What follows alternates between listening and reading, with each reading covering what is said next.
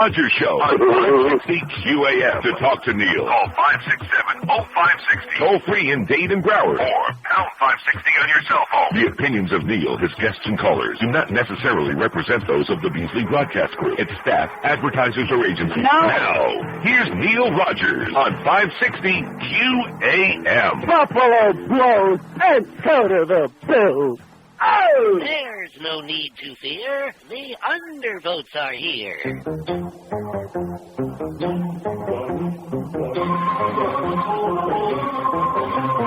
sent the ballots all the way from Palm Beach County and from Dade and other hearings underway. 'Cause Al Gore wants a recount of the undervotes. Undervotes. By the evil little brother count, the ones that penciled undervotes.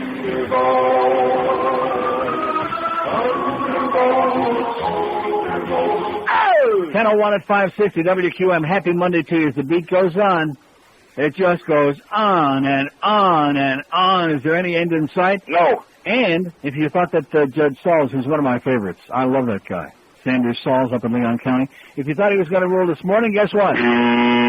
This afternoon. Nothing before noon for sure, and sometime this afternoon he'd be going to say something. Anybody out there watching any of this crap this weekend? God. Unless it was ball games, unless you were watching maybe the Dolphins kick serious ass up in Buffalo yesterday, or the Leafs pound the Rangers 8-2 Saturday night, or the Panthers lose again Saturday, whatever it was, that's basically all it was on. Hour after hour after hour. My one word to sum it all up, terminal. I mean, so freaking ponderous. And wouldn't you think, I mean, I know it was all on short notice. Wouldn't you think that both sides could have come up with better witnesses? God, just pathetic. And speaking of better witnesses, the one good witness that I thought did a pretty good job was Judge Burton from Palm Beach County, and the audience was right, we were wrong, although it wasn't so much that I was wrong, it was that you keep hearing the media make mistakes, and then you start repeating it. He's not a Republican, he's a registered Democrat, Judge Burton from Palm Beach. So guess what? We stand corrected here. But that's the way it goes, because the media can't get their ass together. So the ruling's going to come at least past noon, okay? At least the one from Leon County. You know, for the first time in ages this weekend, as a matter of fact, it was yesterday, the Miami Herald was imitating a real newspaper. Yeah. The last time they did it, how many months ago was it? Or maybe it was over a year ago when they did the big expose on the airport and all the corruption at the airport. Remember that? Yeah. And everybody said, wow, this is really great. And then, of course, they reverted back to being their pandering horse crap self. And then yesterday they had a big expose on and of course nobody's going to care about it because the Dolphins, are 10-3 and they kicked ass again, and they're probably going to win the Super Bowl. But at any rate, injured trust playing hurt is part of the game in the NFL. But many Dolphins say the team has gone over the line in recent years, withholding medical information and pushing injured players to return too soon. Great expose, including Jimmy. Anybody remember Jimmy? Huh? Jimmy Johnson? No. Oh, dead meat, old news, old hack. But anyway, that was a great series. And on the front page of yesterday's Herald, which may be even a little bit more important than the Dolphins, they did their own study on an analyzation of the election results from across the state of Florida. And what their conclusion was, in a flawless vote, Gore would win by 23,000 votes. That is assuming that all 185,000 ballots that were discarded, meaning all the undervotes and the overvotes, if they would have all been counted, Gore would have won by 23%. And even if 90% of those still were discarded, he still wins the state by 1,443 votes. And they also had this was in the Sun Sentinel. I don't want to give the Hill too much credit. Sun Sentinel had a nice expose on Mayor Pinga Pequena. Now, he's basically shot himself in the foot. Nice going there, Alex. Because, like Raul Martinez, I got to say one thing for him. Besides the fact that he does a good job of beating up little kids in Hialeah, once in a while he's got his thumb on it. And he's absolutely right. With Alex Pinga Pequena, everything that he does is strictly about Alex. That's all he cares about is himself. And he showed once again his enormous political cowardice because he doesn't want to offend you-know-who. You know who he doesn't want to offend? Them. Robert Levy, a longtime observer of local politics, says, I don't know that it's worth giving up your position in the national leadership to cater to the Cuban Americans in Miami-Dade County. The reality is he's got to go somewhere from here. He's term limited. And one of my favorite quotes, it was on Michael Putney yesterday. They had a panel, including that big fat guy from New Times. But anyway, the quote was, well, Mayor Piniella says the mayors of the other counties, Palm Beach and Broward, didn't take any position. They weren't out campaigning for the candidate. Guess what, Mayor Pinga Pequena? Does Palm Beach County have a mayor? No. Does Broward County have a mayor? No. Oh. Well, don't confuse them with the facts. Yeah. See, Florida was right. Yeah. That's right. That's a good point.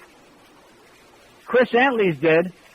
Once again, I got to hand it to the humper. Now, maybe you probably don't even know who Chris Antley was. Jockey. No. Great jockey. Well, once upon a time. Jockey? Oh, almost. And also had a problem. Yeah, in fact, what did Chris Antley have in common with W? He had a little bit of a nose problem. But anyway, you might remember when Hank said, because he rode that horse, Charismatic. And it says he missed winning the Triple Crown when the horse finished third in the Belmont Stakes, pulled up just past the finish line with a broken leg. Antley jumped off and immediately held the colt's leg until veterinarians arrived, etc., and so on, and saved the horse's life. But at any rate, I remember Hank saying that he was in the elevator with Chris Antley at Gulfstream, and he had that look in his eye, that faraway look, like, because he, had been away from racing for a long time with a bad drug problem. Now he's found dead. Somebody beat him over the head. And, of course, the immediate rush to judgment will be that it was drug-related. Wouldn't you say it was probably drug-related? Uh-huh. That's what I would say, even before we know anything else about it. So Chris Antley is dead, and once again, the humper, I think, had his thumb on it in that case. Tragic. That white powder will do it for you, baby. It'll kill you sooner or later. Our poll on Friday, and we would have had a lot more votes, except that our website was down for about 12 hours over the weekend. Did you know that? No, I didn't know. Well, at least 12, maybe 18 hours. But at any rate, we still got 1,085 votes. The election in Florida was, and we gave you three choices. As honest as any other state, only 177, a little over 16%. Flawed, but only by accidental events, 211, 19.4%. Fixed, 696 said fixed, over 64%. So the Florida election was thickest. Oh, and I got a great product. I'm kind of torn whether I should promote that or not, because if I do, then it won't be in Publix. Happens every time. Remember the old Bagel Bites thing? Right. Start promoting it on the air, and then they disappear. Burgers. Yeah, Boca Burgers. You can't find them anywhere. Well, I got a product for you. I don't know if our friends at Delights carry this or not, but they really ought to be. And, of course, Peter Leonard's nowhere to be seen, which is fine with me. But great product, which I'll talk about in a second. Here's our poll question for today as we're sitting awaiting at, what does it say? Update at noon. We're awaiting the ruling because the judge said he's busy counting or something. And no matter which side you're on, you got to hand it to Judge Sauls because this guy, he's a panic is what he is. He's great. Here's our poll question today. Is it finally time for Al Gore to concede? Yes or no? Is it finally time for Al Gore to concede? Yes or no? I mean, it's the 4th of freaking December already. In fact, it's 3 days away from a month past the election already. And we still don't have a goddamn president-elect. They still can't get it fixed right, one way or the other. 8 minutes after 10 at 560 WQS. No portion of this program may be reproduced without the express written permission of WQAM DC Broadcast Group Incorporated. Enough of the talking. This is the year that I'm gonna get smart, yeah.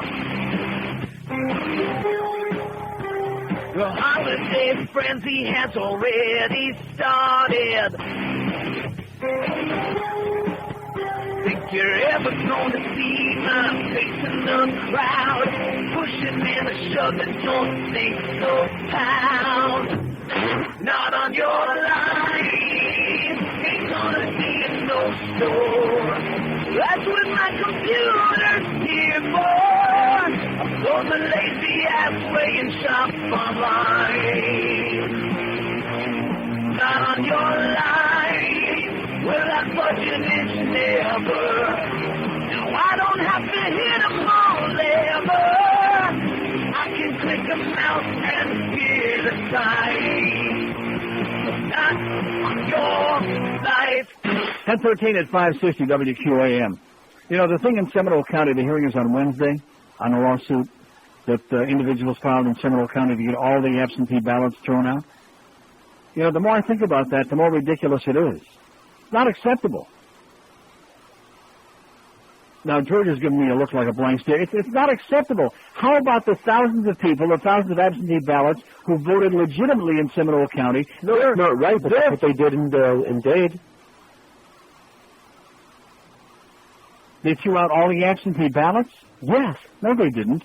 During that mayoral election, when they found that the dead people were voting, they threw No. Yeah, when they found out that there was rampant, right. Because there's no way to sort between, which ones are legitimate and which ones aren't. But it's not. No, it's not right. It's not acceptable to throw out thousands. See, the fact is that now it's beyond repair. Because this state, number one, doesn't know how to hold an election, and number two, all of the verbiage, can you imagine all the billions of words, trillions of words that have been spoken in these last almost 4 weeks now since the election? And I would say maybe 50 words have been spoken, and all the networks put together, all these talking heads, about the fact that this is not the way to vote.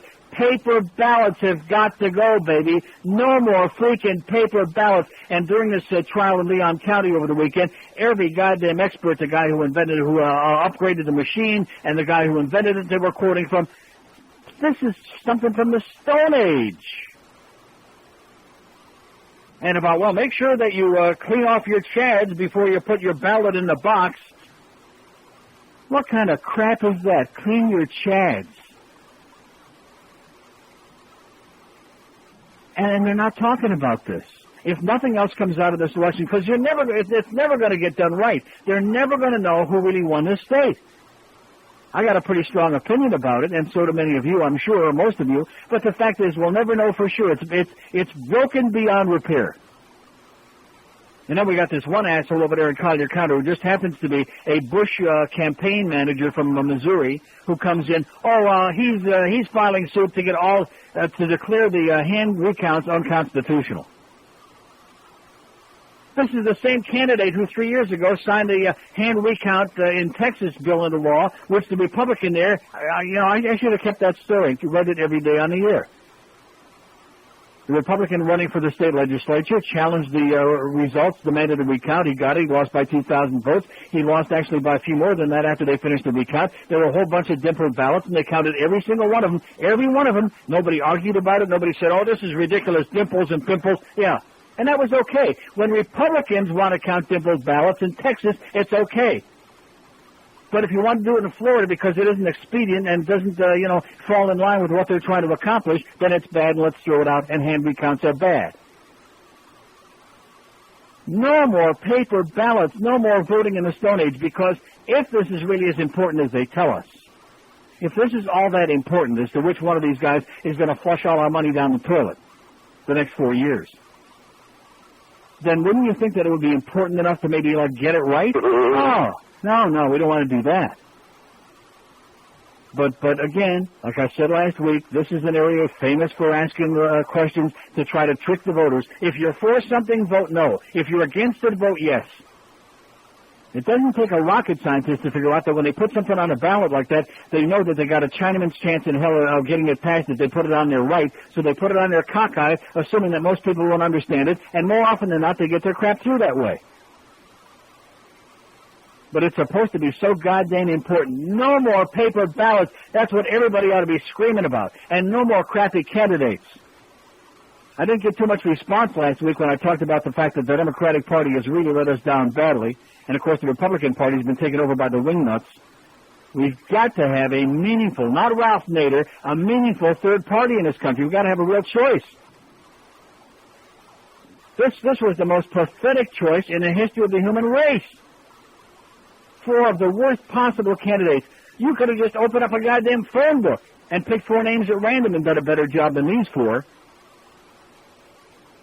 Here's West Palm Beach. Hello. Hi, Neil. Yes, sir. What she can do in Seminole is fashion a remedy, quote unquote. She can say the Democrats didn't get to fix, say, 2,000 ballots, so I'm going to subtract 2,000 from the Republicans. She's allowed to do that. But anyway, that's not what I called about it. No, that's not going to happen. Well, it's been done before. They can apportion votes, so-called. But again, that's guesswork. Well, yeah, but how can you have one side come in and... No, I understand that. I understand it, but there's no legitimate way to there's no legitimate way to fix it without throwing out legitimate votes by people who really did vote one way. Well, but she could say, well, I'm going to allow those Democratic ballots in, though. She could do that. Yeah. But anyway, I was listening Friday, and, Scalia said he was deeply disturbed by the, Florida court's actions. Mm-hmm. But, he apparently wasn't disturbed by the fact that a county could have one day to count, 600,000 votes. That didn't seem to bother him at all. And, what the Florida court said was, the right to vote is part of the Florida Constitution. Mm-hmm. Any law that conflicts with that is, by definition, unconstitutional. Do you have any idea how many times they could have counted all of the votes? They could have counted the state's votes 15 times during all of the time that they're having these hearings and all this testimony and all of this verbiage that's going on. And then we would know. At least we have some idea of what number they were going to come up with. Right, but who kept fighting it, Yeah. The Bushmeister. Well, of course, because they're afraid to find out. They don't want to know. Well, just remember that, this Supreme Court, this is a lot of the same people that said a state could tell you what you could and couldn't do in your bedroom, if you stuck it here, that's against the law, so I don't know. I don't know if I'm that hopeful, but we'll see. Okay. Hang on tight, pal. Good luck to us. 567-0560, pound 560 on the AT&T and Verizon wireless line. So we're waiting to see if we get any calls today, which they don't look like it. I discovered, and just by accident, in Publix yesterday or over the weekend, I guess it was yesterday. And did Peter Leonard ever call you? Did we ever hear from him? No. Because I hesitate to talk about this because I don't know if our friends at Delight's carry these products or not. If they don't, they ought to be carrying them. Carb Solutions. And I took a look at that. They've got the bars, like the power bars, and they're have 3 carbs, or I think 1 carb per bar, something like that, 1 to 3. And they have the shake mix, 3 different flavors, and they also have little bottles of stuff, high protein drinks with only 3 carbs to the entire bottle. And I looked on the ingredients, and did it have any of that sorbitol or maltitol or any of that other stuff that makes you crap your brains out? No. None at all? None at all. Yeah, they had none at all. None of the above. And so I bought some of the shake mix, and I bought some of this high protein drink, took it home, and this stuff is great. It is sensational. Carb Solutions, and I look on a bottle and come to find out that they're manufactured or at least distributed by Richardson Labs in Boca. How do you like that?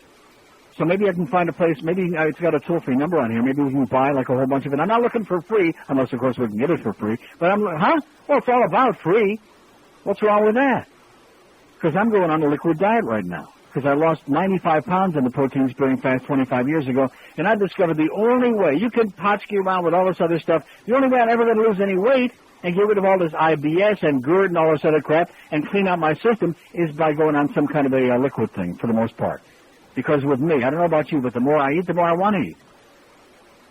It's not just carbohydrates. I could have a whole bunch of burgers or steak or something like that, and it makes me hungrier than I was in the first place. Carb Solutions, fantastic. And now that I mentioned it on the air, I'll go to Publix later on this afternoon. It'll all be gone. You can bet your bottom dollar on that. Here's Miami. Hello. Neil. Yes, sir. Where can I get some of those sore loosening bumper stickers? Some of the what? The sore loosening bumper stickers? I don't know. Look inside your ass. I think you might find a few. 567-0560, pound 560 on the AT&T and Verizon wireless line. Here's a mobile in Fort Lauderdale. Hello. Hey, Neil, how are you? Okay. That's good to hear. I don't know about everybody else, but I pretty much have at least 3 times a day. But for some reason, I keep thinking to myself now that I didn't clean off my ballot when I was putting it in the envelope, so I don't even know if I got the right vote in now or anything like that, now that you mention it. But over the weekend, listening to that trial, I thought the most interesting part to me was having that expert on about the ballots and how he said it should be changed at this time. Now, it's funny the way the judge, was acting about the whole deal, and he said, they're talking about the yellow ballot as opposed to the real ballot, which is harder, which is softer, and stuff like that, and making the dimples on it. I just thought that was very interesting. It's all a bunch of crap is what it is. It is. This is not the way to conduct an election with paper ballots. It's like something out of even the Flintstones would laugh at it. Very true. The one thing is that they're talking about how it was processed and it's a dull blades cutting this. And to me, that was terminal. But when it came to the part of saying which ballot is harder and stuff like that, that's what was interesting to me, because you think about it, in Palm Beach County, some people aren't strong enough to even put their, a pen through paper. Yeah. So let alone vote and get the right vote done. Well, you know something, if there's that feeble, then they ought to go in a handicap line, or they ought to bring somebody along with them to push it through there. 10-4. Okay, have a great day. I'm losing my patience with people who keep saying, well, it's like the thing with these black people that voted. I don't want to start making generalizations about the fact that our black people are generally pretty uneducated. But how much of a genius does it take to go and cast a vote? God Almighty! If you're not intelligent enough to make a vote, then probably you ought to stay home. That sounds like a real good idea to me. Uh-huh. But because this is the country of the dumb. If you have those touch screens, hey, here's a picture. We won't just put the names on there. We'll put a picture on there. Here's George W. with that stupid smirk on his puss. And here's that wooden-looking guy with too much pancake makeup. That must be Gore. And you put your finger on it and the goddamn name, too. Touch screens. We've had the technology to do it for years. And we're still farting around with paper ballots and with these idiots that come in. Well, the chads have to be completely dislodged, and they all fall into the thing, and they build up this, and people accept it because it's on television. They accept that this is a sensible way to have an election. I guess we're out of business today, huh? It's Monday. We're back to the usual again. 567-0560, pound 560 on the AT&T and Verizon wireless line. Lady in Miami, hello. Hi, how are you? Okay. Be patient, I ask you, please. With the process, anyways. I hear you say a lot of What things. does that mean? Well, because it's going to go through, and whatever happens, we can't help. But not that Bush will ever be my president, and that will never happen. But I guess if we can't help it, we can't help it.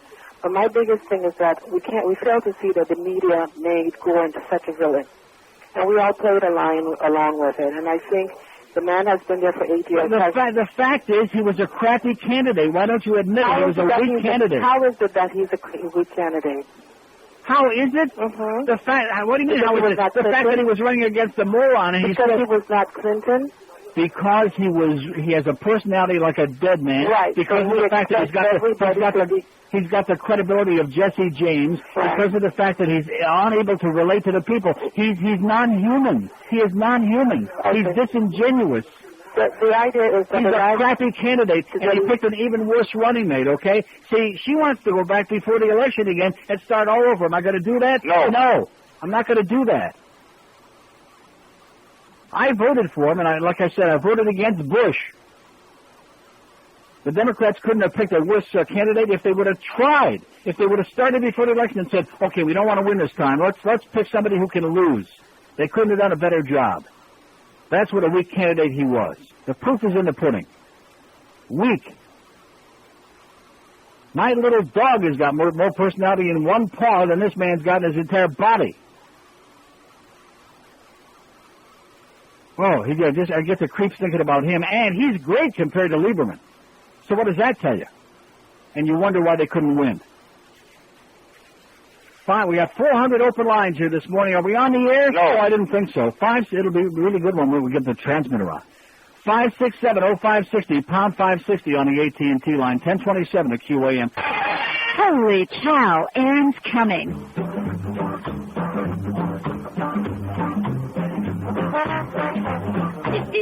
Well, he's a king of the party, yeah. He's the VIP. He's such a boy, but that has gone. He's a hero to me.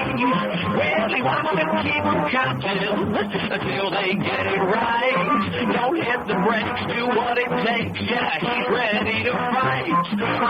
I want to be like you. I want to walk like you, talk like you. It's true. Yeah, Gore, like Pinocchio, I know for sure. Let someday you'll be human too.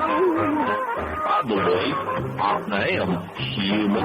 I have human emotions, unlike George W., who does not.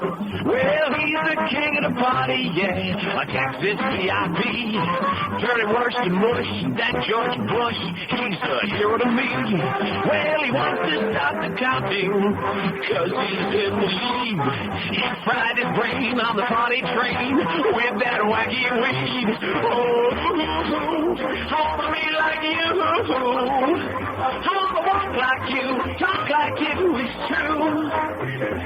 Oh, hey, George Bush, all you need is a little push, and you could be our leader too.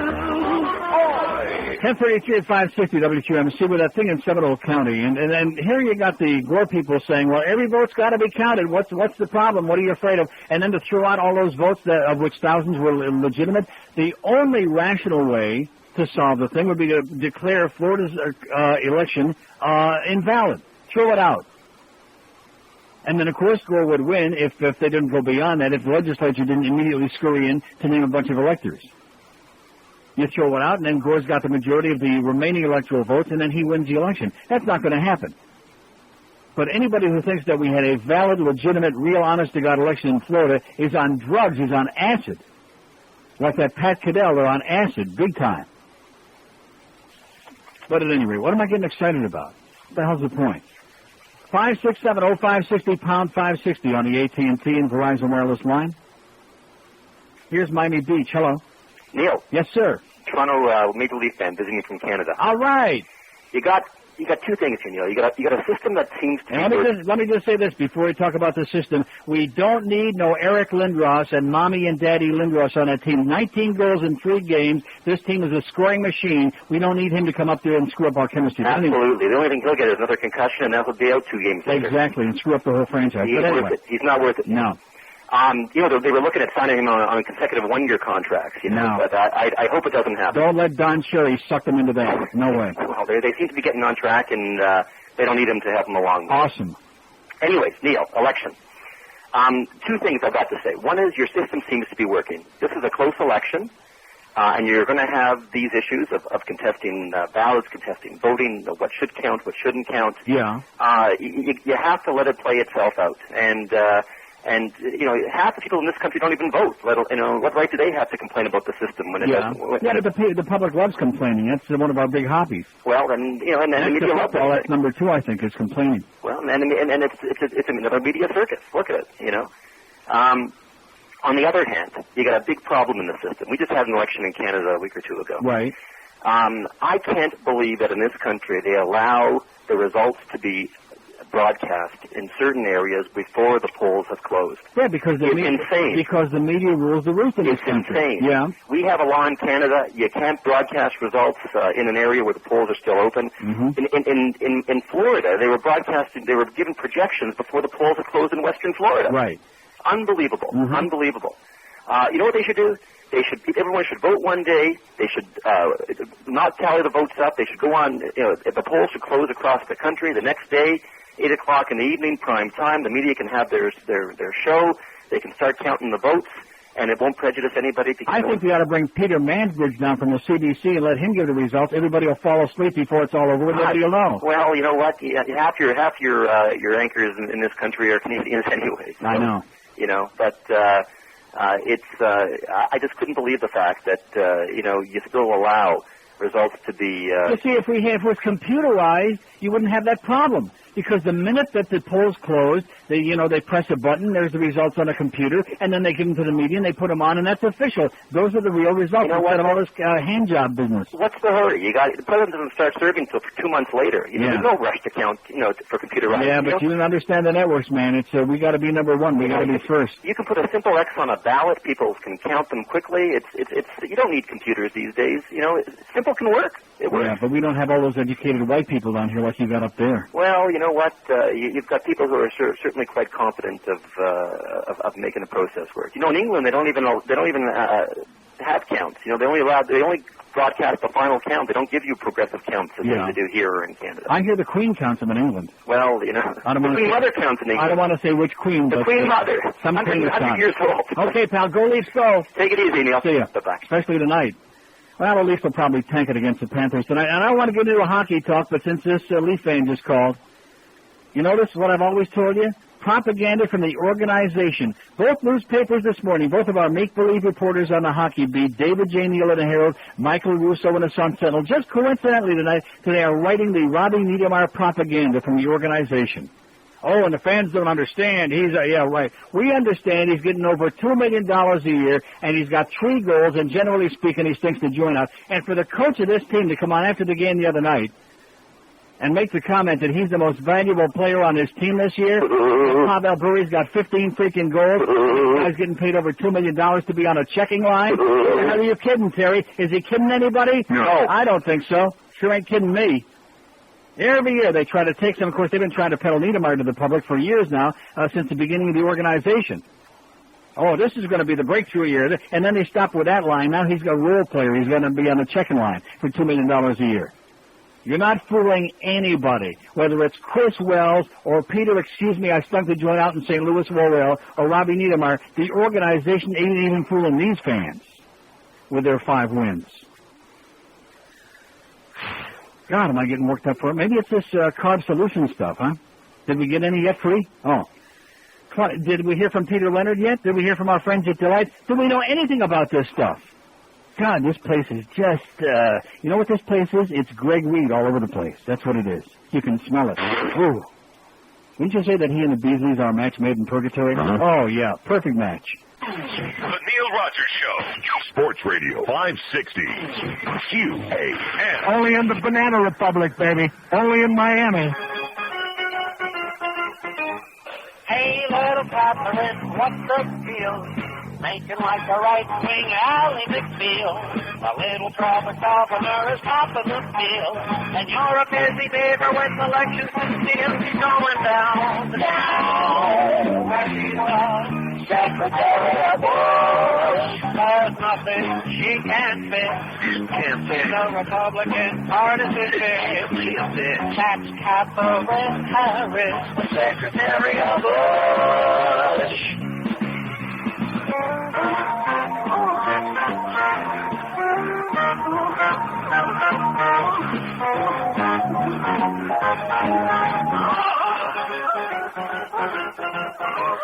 Right-wing ambassadors, a big advance.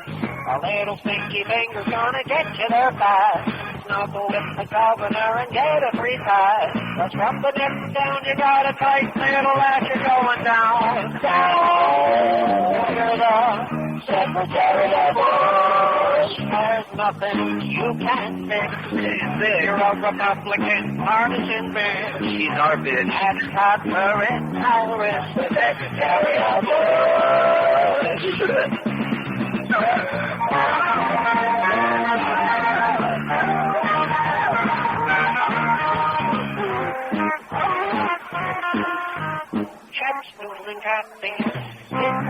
Yeah, Josie Lambie, who writes that really crappy South Florida Insider column, writes that she's been a real busy beaver this weekend, Catherine Harris. She was up there in Palm Beach hobnobbing with the movie stars and celebrities. When she was introduced at the Delray Tennis Center Saturday, a mostly Palm Beach crowd gave her the Bronx cheer, as in, like that, booed the crap out of her. And then she was at some big affair at the Boca Resort. Did they say affair? Saturday night? It says, what about the fact that national mags and tabs have been trying to verify rumors that she and Jeb are more than buds? Didn't we tell you?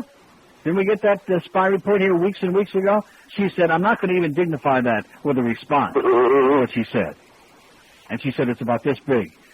Our poll question today, is it finally time for Al Gore to concede? Now, I will tell you right now, I voted no on our poll today, but I'm getting really worn out from all of this. You're not? No. No, well, I am. I am. This is all, it's a happening. It's a thing. But it's not even fun. I mean, O.J. was a happening, even though it was infuriating because we knew he was guilty as hell, and we knew the Schwarzes on the jury were going to get him off. But it was, in a way, it was kind of fun. This isn't fun? No, it's not. It is not. Not in the least, but it's nauseating. And, of course, you didn't watch the crap over the weekend. I, unfortunately, watched hours of it. I wish I had those hours back. Now I'm ready for more. Jesus, God, you talk about ponderous. Except for the judge. The judge is great. And yesterday they had that statistician on there, and the Democratic, I can't think of his name, the one that looks just like, he doesn't really look like Bob Eisenberg. He looks like Noodles, from the adult Noodles from Once Upon a Time in America. Remember him? With the orange hair? But at any rate, he was getting psychotic. In fact, he was pretty psychotic all over the weekend. He's pretty good. And he kept trying to ask this so-called Bush statistician expert about if he had done an in-depth statistics study on the votes in Dade County, and he kept trying to ask the question, and they kept objecting. First it would be the Bush lawyers would object, and then Catherine Harris lawyer, that asshole would object, Joe, clean your clock. And then finally the judge got exasperated, said, okay, hold on. And he turned to the statistics witness, and he said, okay, I'm going to ask you a question. Did you do an in-depth statistical study of the votes in Dade County? And he said, no. Okay, thank you. Next question. Yeah, those judges, that's why they got done last night. Finally, 11:15 at night. Thanks to the goddamn judge. Here's Fort Myers. Hello. Hey, Neil. Yes, sir. Yeah, I just got your keychain in here. All right. All right. Yeah, like an echo, uh-huh. Yeah. About this, I wonder if you can answer the question, if you've got a listener that can, about this Seminole County bit. Yeah. The absentee ballots that were, the applications that were sent out, they were filled out by a Republican operative. Right. In the back room. Uh-huh. The Democrats, were they disallowed from doing that, or just not told that they could do that? Do you know what the situation is on that? There were some Democratic applications that were thrown out. Right. Now, is that like the 14th Amendment, equal protection of law? Of course it's not. So my question is, I don't know anything about absentee ballots. I've never used one, but wouldn't you be able to... Well, the absentee ballots are the greatest way to fix an election. You ought to learn more about them. Well, isn't it possible to match up, rather than throwing out all the votes, isn't it possible to match up the applications? Well, that's what they're trying to do. That's why they were requesting, if you saw the initial hearing they had with that black lady judge up in Leon County last week, they were asking for the computerized list of the names so they could match them up with the applications to find out how many thousands of them were really bogus and how many really matched real people. Well, I'm wondering, is it the person who filled out those forms, couldn't they pull those forms out and then match them with the absentee voter ballot? Doesn't that have to be signed also? Doesn't there have to be a name and applied to these absentee ballots? I mean, you just can't send a ballot in, can you? Without a name on the ballot. Not on the actual ballot itself. But doesn't the form have to cover it? An envelope. Yeah. But they don't save that. They don't save the envelope? Just like when you vote in the regular precinct, they take that little gray... That's what the Gore people are saying, too. Just what he said. Schmidt. And that's a good thing, because after Bush gets in, he's going to have all those people killed if he knew how they voted. Hey, they're not getting killed. They're just going to camp. Okay, they're just getting a free ride on Amtrak. On the train to camp. What is with the spastic audience today? We have 75,000. I don't give a crap if it's Monday. Is that an excuse? Always has been. You bastards out there, you goddamn miserable, no-count, wonderful folks. Now, they suck. This place, no wonder we're going through all of this in Florida. With Elion and with Mayor Pinga Pequena, with all these goddamn crooks, and the public down here, all they give, I don't even know what the hell they care about. Nothing.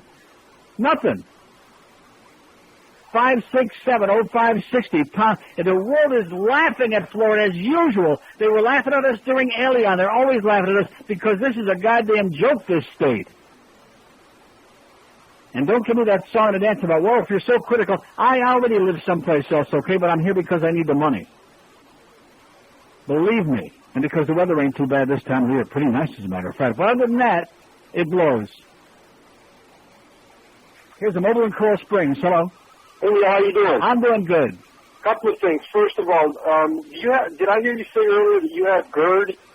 Yes, I do. Have you ever been tested for Helicobacter pylori? Yes, and I don't have it. Okay, because that's the easiest way to get rid of that. The other thing is this election is a Wizard of Oz election. We've got the Tin Man who's looking for a heart, running against the Scarecrow looking for a brain, and we've all unfortunately gone over the rainbow with it. Right. Well, say hi to Dorothy, okay?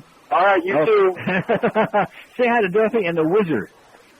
567-0560, pound 560. Oh, I never did get to our poll results so far. Is it finally time for Al Gore to concede? Is our question today on NeilRogers.com. 106 votes already. 68 say no, and that's 64%, and 37 say yes, 35%. See, I think basically that's all we got left anyway. That's pretty much the composition of the audience that we have left. And no matter what the questions that I ask, the Gore people are going to, they're going to, like about 2-1, overdo the Bush people.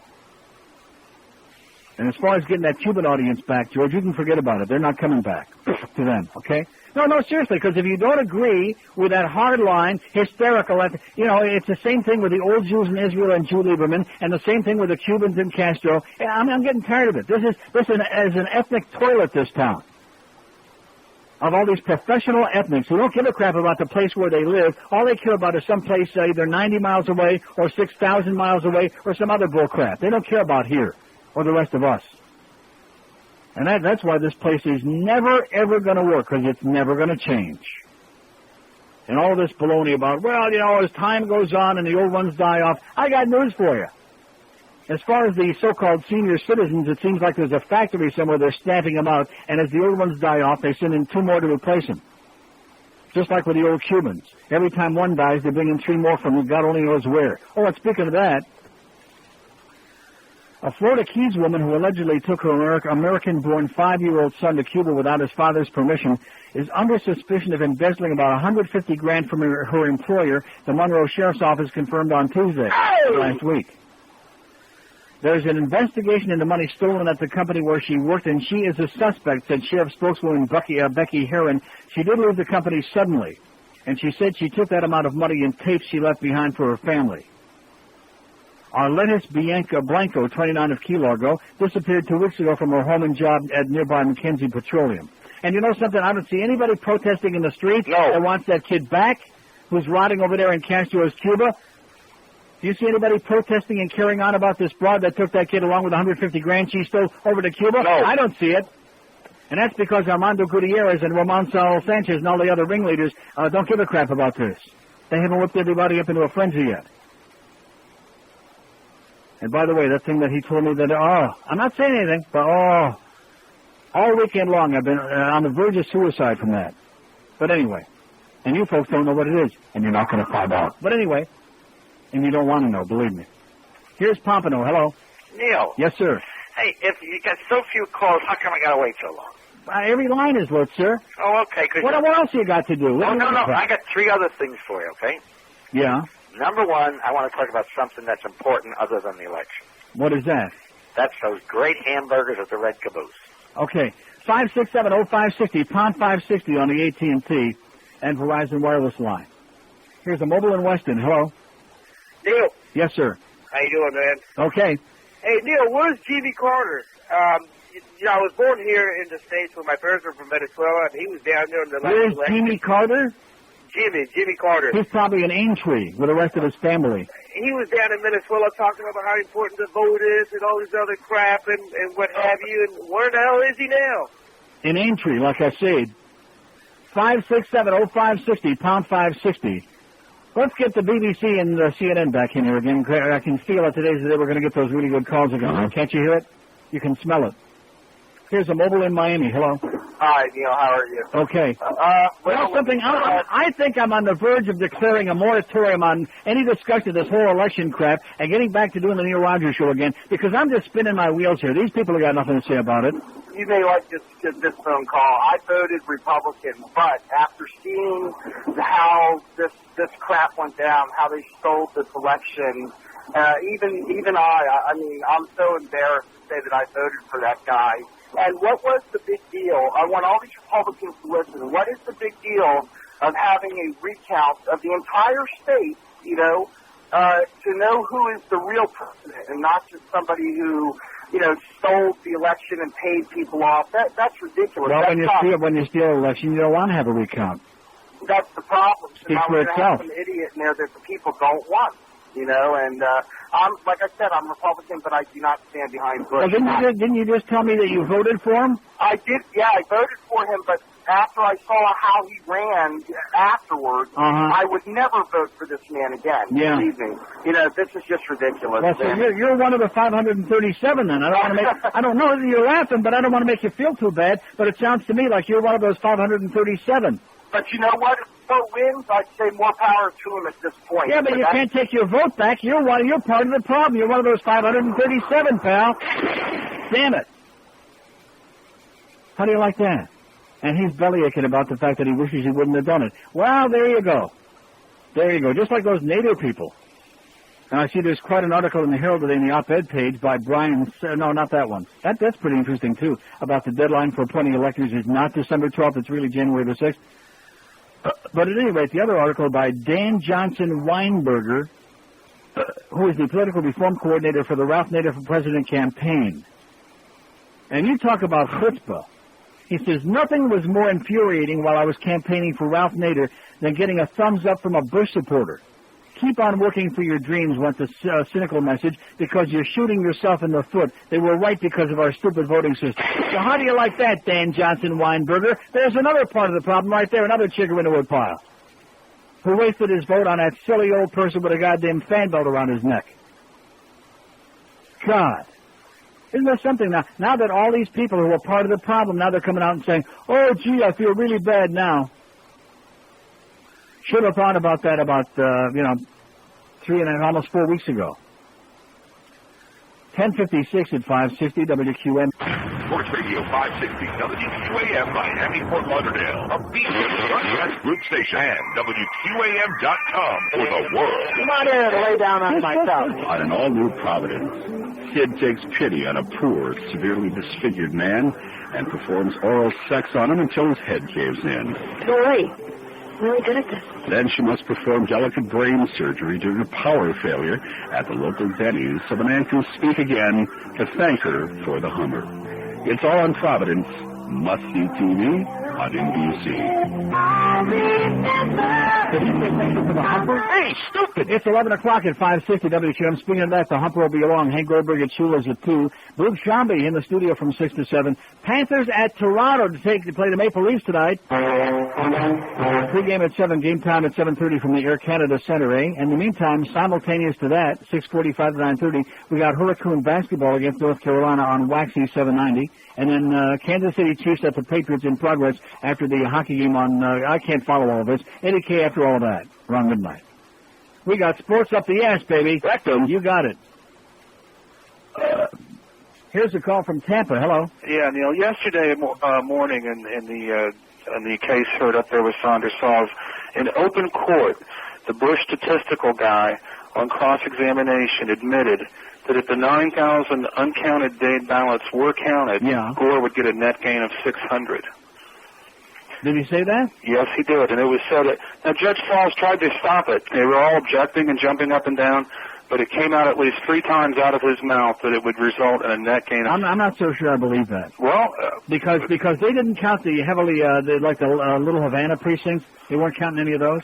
Well, this was the 9,000 uncounted. Oh, the 9,000 undervotes. Right, the ones that have never been counted. They got the statistical guy to admit, and these guys are supposed to know what they're talking about, that there would be a net gain of 600 votes for Gore. And then now you can see why this was stopped, because there's the 600 votes. Forget about everything else. Well, how about the 200 plus in Palm Beach County that Catherine Harris didn't accept? Throw those in, you got 815. Right. But, and how about the 52 in Nassau County? That looks like over 900 to me. There you go. But back to the Seminole thing, the guy from Fort Myers, the Democrats were never contacted. Those absentee applications that were not properly filled out sat in a pile on the side. And for weeks, while the doors, this is in the St. Petersburg Times today, while the doors to the Seminole County Supervisor of Elections office were locked on weekends, a handful of staffers and Republican operatives desperately collected thousands of Republican absentee ballots that were missing voter ID numbers. They were actually in there for at least 5 days longer than previously acknowledged. This is from depositions taken last week. And she said that she had 2 guys working in the back room, 2 Republicans, and one of them she didn't even know who he was. Well, she didn't even know who the hell he was. She knew what he was doing, though. Yeah.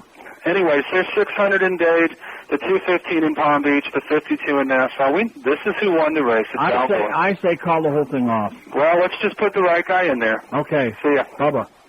567-0560, pound 560 on the AT&T and Verizon wireless lines. 147 votes so far. Is it finally time for Al Gore to concede? 99 say no, 67.2% in this audience. Do I believe this audience? No. No. 49 say yes, 32.5%.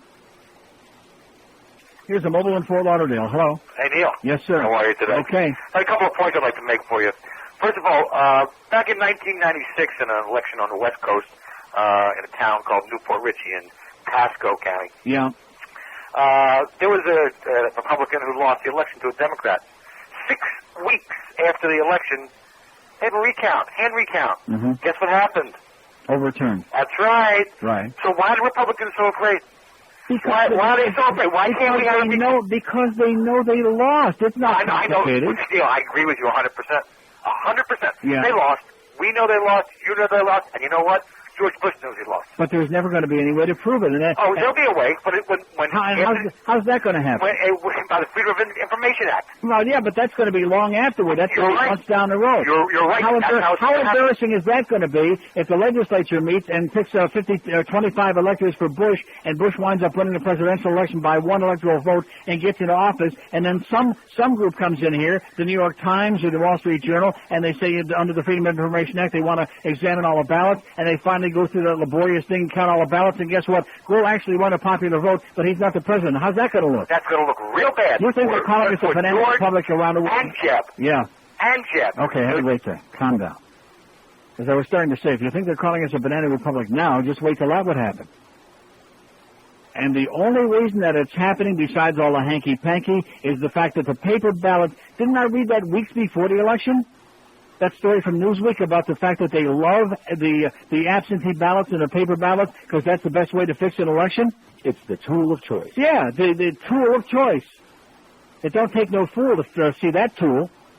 That's what Bubba said. 567-0560. We got at noon, perhaps. At noon, we may have a ruling from Judge Sauls. Maybe. Well, what do you got your fingers crossed so hard? You want them to start counting? Is that it? Yeah. That would be some fun, though. Can you imagine that? Woo! I want to see where this goes. Who's going to be cleaning out those toilets in the Bush campaign after they start recounting? Woo! You can smell it from here. Anything that makes them unhappy or uncomfortable. The unctuous one. You mean after they took away that powder? Here's Miami. Hello. Hello, Neil. Yes, sir. Yes, I agree with George. I want it to run brown over there. I want them to count. Leave no stone unturned. Yeah. I don't know how people cannot be outraged about this. Last time I checked, I went to Publix. I was able to get milk. I can get gas for my car. There is no constitutional crisis. Right. My money is still in the bank. Right. So why in the hell are we such in a hurry to anoint somebody president? Yeah, what's the goddamn hurry, for crying out loud? If we could take as much time to get this all straightened out as they did on Penisgate, then maybe we could get it right. Exactly. There's no foreign army threatening us. Republicans want, and they know that Americans, unfortunately, they have a simpleton's attention span, and that they want to sneak this in, hoodwink it, and swear this guy in. And 60, 90 days from now, whenever the Freedom of Information Act catches up and you have people come down here and they'll count the ballots, they have spin doctors for that. Yeah. No, but they counted wrong. They counted punctured. Yeah. They counted when the moon was full. They had bad eyesight. They were cockeyed, yeah. Right. And why are people afraid of the truth? Count. Let's get a fair and accurate count. Forget what happened here, that we all know that Gore won outright with that stupid asinine butterfly ballot that they have in Palm Beach County. And I'll tell you one thing that I'm putting on my list, and I hope this guy gets paid. And we Democrats, unfortunately, I think we're the majority, but we sometimes fall asleep at the controls. We got to get this Mayor Pinga Pequeña, get him the hell out of here. How the hell are you going to do that? Well, how are you going to do that when the Cubans all vote twice for him? How are you going to do that? Listen, I'm a Julio. Yeah, okay? Yeah, but you're not Cuban. No, I'm a Julio. I'm a Cuban, but from Cardenas, Cuba, who settled in New York in 1960 when they got exiled. We need to get the power in here, the power in Miami. Cubans have a lot of economic power, a lot of political power. Yes, but there's also a lot of affluent Cuban Democrats who have decided that they're going to hide after Elian and run for cover, and it's time to exercise control again.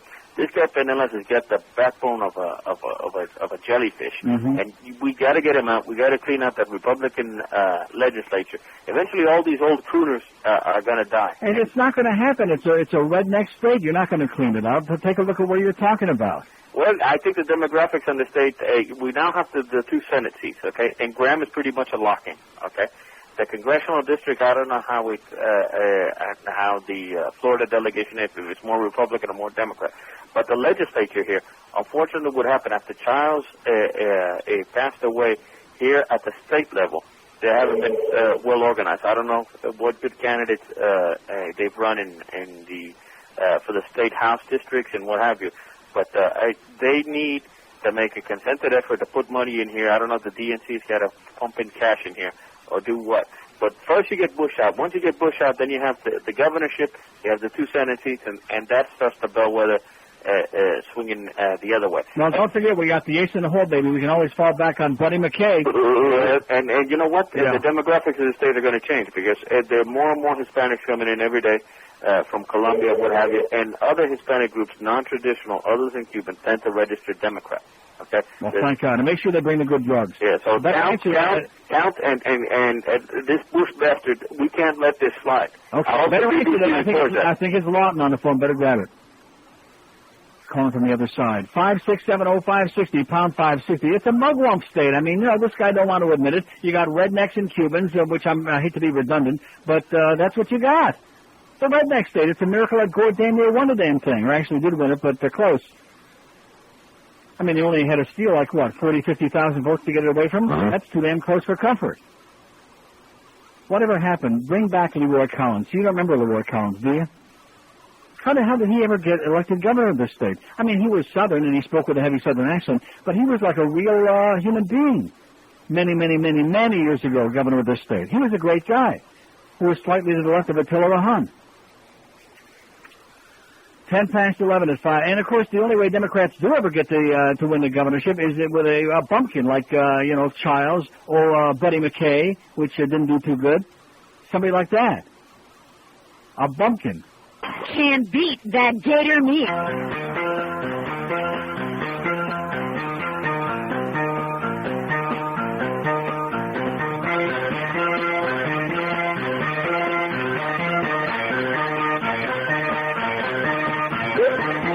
Those precincts are black, but we're not counting that. We'll throw those ballots away. We don't want no more counting in state, no.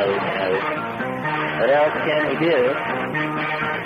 They voted for a Jew. That won't do.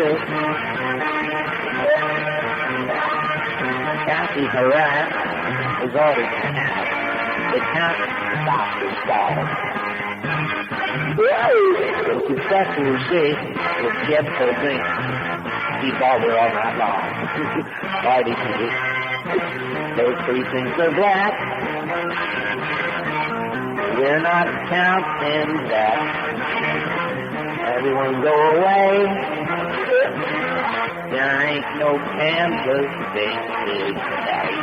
You'd be well advised to stop counting if you don't want nothing to happen to you. God bless America. Okay, number 16 at 560 WQM. You know something? Ted David must have a direct line to my broker. He must know that on Friday I got back in the market with all my money with both hands and both feet. Have you got a line to Mitch Hirsch? Your producer said it's long time no hear. The reason I don't call is because every time I do and the market's down, you give me a hell. It's not my fault. Did I ever attack you? Did I say it was your fault? Well, you always want me to do something for you. I can't help you with the market. But let me attack you now. No, I don't want to attack you, but I want to say this right to you. I don't want to just say it when you're not here, like when you're on the air up there. The fact is that unwittingly, you guys have been co-conspirators with all these talking heads that you put these guys on the air, and one guy says this and why, and none of them know what they're talking about. And all this baloney several months ago about the old economy versus the new economy, right. Guess what? We just discovered in the last few months there is no new economy. There's no such thing. Well, the new economy was built on, hopes and dreams and no fundamentals. It was built on a house of cards is what you're trying to say. Well, there you go. Okay. Well, hey, listen, I'm the first one to aggressively ask our guests when we have CEOs on. I say to them, hey, you're going to turn black ink? When are we going to see some profits? Right. And if they mealy mouth me, I go after them. And, I've had viewers complain, you're not nice to the guests. My job is I have a fiduciary responsibility to elicit decent information from these guests, and if they... I love that. A fiduciary responsibility. That was great. You like that, huh? That was outstanding. Yeah, well, so how are you? I'm doing okay. Well, I came down here to help you guys learn how to vote. And I see the NASDAQ is down 52. I figured on Friday, I called my broker. He said, why are you getting back in now? I said, I just have a gut feeling, maybe it's my IBS or my GERD acting up, but I just have a gut feeling that we've either reached the bottom or very close to the bottom. I'll give you the 4 names of the stocks I put a ton of money into on Friday, okay? And go ahead. I know you never tout, but I just want your reaction. Don't make guttural sounds. It would be unbecoming for you. Intel, Oracle, Motorola, and Cisco. Uh-huh. Yep. Did he say, yeah? Uh-huh. Doesn't sound too enthusiastic, Ted. No, please do not glean anything, either enthusiastic or otherwise. You know we're not allowed to But you raised one eyebrow. Even on the phone I can see that. One eyebrow went up in the air. I have no opinions. You know that. No, come on. My mind is always How could I lose money on those 4 companies? Well, how could anybody lose money in those 4 companies? There's too much uncertainty out there. You got an election that isn't solved. You got a Fed that's meeting, December, the day after the Electoral College meets. There's too much uncertainty, and as you know, the market doesn't like uncertainty. Yeah. And so the people I talk to say that they expect the Fed to probably remove the bias to tighten, which would be good, maybe even move 25 basis points on interest rates lower. Even in December they think that could happen? Huh? Even in December they think they could knock it down 20? There again, I talked to Hugh Johnson at First Albany, and he said he thinks they might remove the bias statement, but they wouldn't ease. I've talked to other people who think that they might actually ease 25 basis points. There are many people who think Greenspan is going to turn this economy into an out-and-out recession if he doesn't move at some point. It's any man's guess. This is intellectualized Las Vegas. You know that. Yeah. Isn't that what I've always said? Isn't that exactly what... Now, there's a quote from Ted David of CNBC. He says, this is intellectualized Las Vegas, and this is the same guy who steals my material on the air, and a couple of months ago was talking about the NASDAQ and the gigantic drop and called it tech dreck. I gave you a sitting ovation in my living room that day. I actually said that on the air. You said tech dreck on the air, and I thought to myself, now we're talking. I'm going to have to start working with the delay myself. Have my own dump button in front of me. Exactly. Well, I just wanted to thank you for the nice weather today. We're on our way out to the beach, and I thought I would touch base, as they say, and say hello. Well, don't take it personal. We don't blame you, but you have to have somebody to be pissed off at, so you must be used to it by now. There you go. It's fine. I'm willing to absorb the angst of the world if that will make it a better place in which to live. We'll blame David, what's his name on it? What the hell's his name? David Faber. Yeah, Faber, Curran, any of them. Yeah, we'll blame them. We'll spread it around a little bit. There you go. Okay, Ted, take care of yourself. You too. Take care, Neil. Only $50. Bye-bye. See ya. How do you like that? Institutionalized Las Vegas. Isn't that what I've been saying for years? Uh-huh. Yeah.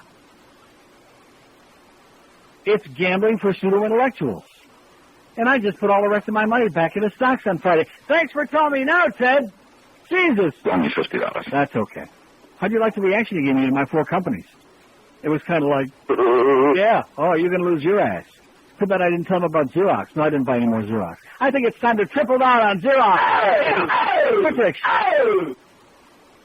See, you know something? People ought to pay me not to buy stock because I have the Midas touch in reverse. Any stock that I buy immediately tanks. As in tanks a lot, Ted.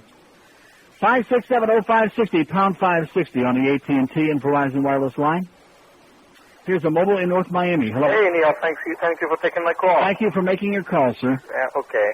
I want to say about 2 things, Neil. I want to remember that 2 weeks ago when the Supreme Court of Florida ruled, and George W. Bush, yesterday, and his lawyers using the advantage of the deadline that they submitted for the recount, and now, in another side, they went all the way to the U.S. Supreme Court against the Florida Supreme Court.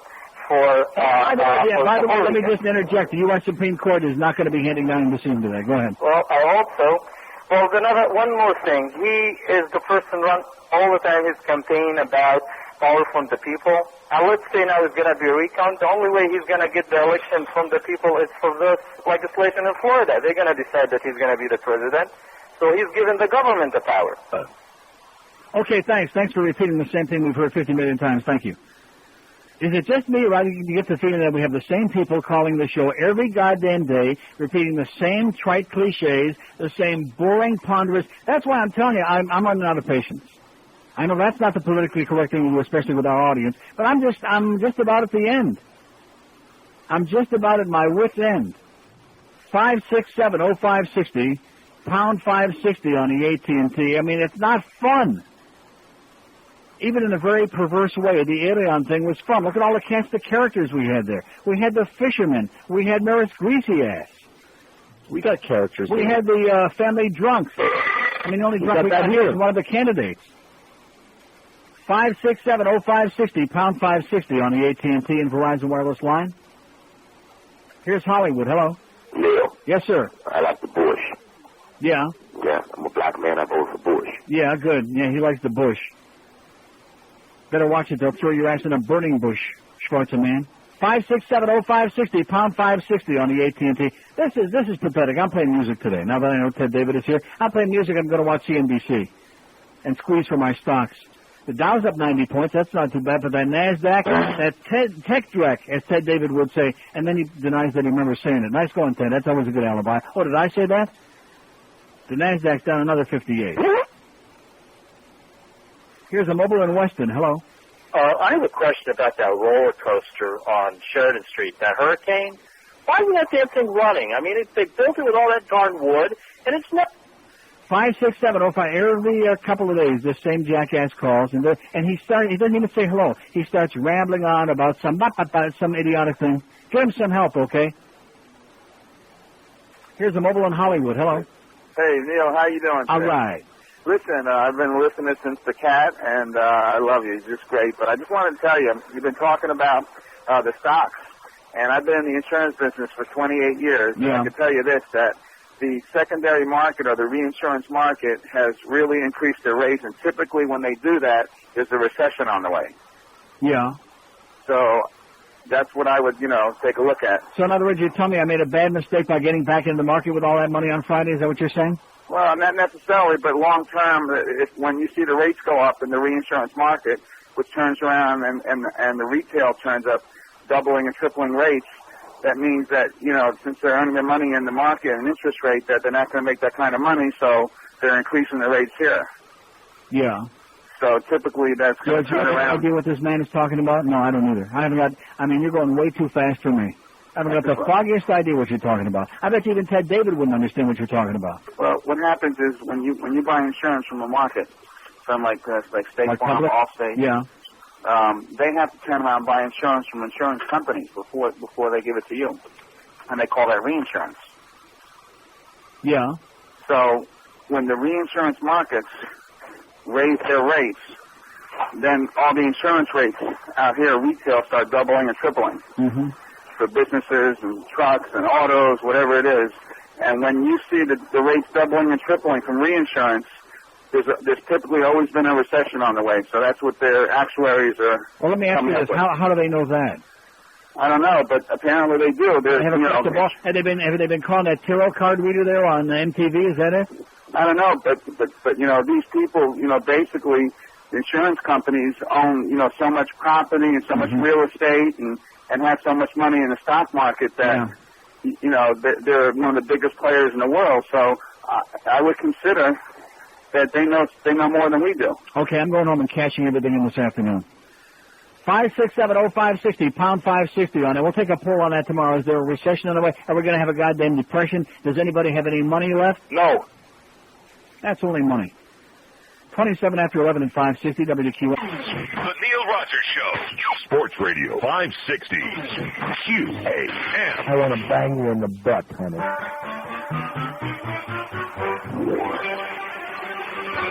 It's a tough one. It's a bitch. When they end up on your list, they're your boss, the one you hated, obligated to go fight at your gift. And behind their back, you call them an a-hole. It's a tough one. It's a bitch. 'Cause the simple gift won't do. All year they've made life tough for you. All year they have been nothing but an itch. And when they close your office door, you deliver them the bird. It's a bastard. It's the pits. But your boss is on your list. If they don't like what you bought them, drop your pants and tell them they can come and keep. Given the choice of buying a gift for my boss or stapling my head to the floor, I'll take stapling my head to the floor anytime. He's an asshole. Exactly. See, there are some people who have no self-respect, and then there are people who just aren't making any money like George, and so they have no, they don't care. They'll go to a Christmas party with everybody that's there they might hate, or 95% of the people, and they don't care because it's a free meal. I like half the people that go to the Christmas party. Yeah, and the other half you hate like poison. And I ignore them while I'm there hanging. See, it's like River giving me a bunch of crap at the game the other night because I didn't go to his and Phil's 25th wedding anniversary party. And didn't I wish them happy anniversary on the air? Huh? Yeah. What'd you get them? My best wishes. Priceless.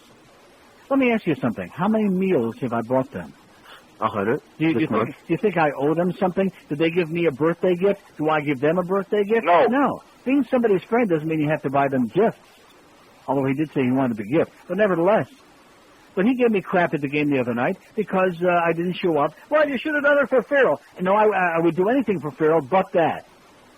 Because who was at their anniversary party? Terry Murray, Brian Murray, people I despise, people who hate me. I'm not going to go hang out with a bunch of people I can't stand just to please somebody.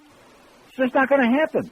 I'm not going to pass up an opportunity to take money out of this place. To get a free meal. No, yeah. I don't blame you. I don't blame you for that at all. I mean, look at that. You hang around with Al Goldstein, but even you do the line at Joy Buttafuoco, which God. I give you great credit for that. I could not even imagine. Because you can get a free meal from Al anytime without Joy. Right. Or it'll have to be without Joy. Oh, God. And where's those keys, Al? Where's those keys? And I just mentioned the thing about the Rimmers because they are two of my best friends. And I mentioned that on the air because I've got a guy now who comes around, and I'm sure you're listening, Mike, who comes around and sits next to me at the hockey games when John isn't there. Mike, you're a nice guy and all of that stuff. But, see, when somebody comes to me, because I'm just too nice of a guy, and says, is John coming? I said, no, not tonight. Oh, can I sit there? I don't have the heart to say no.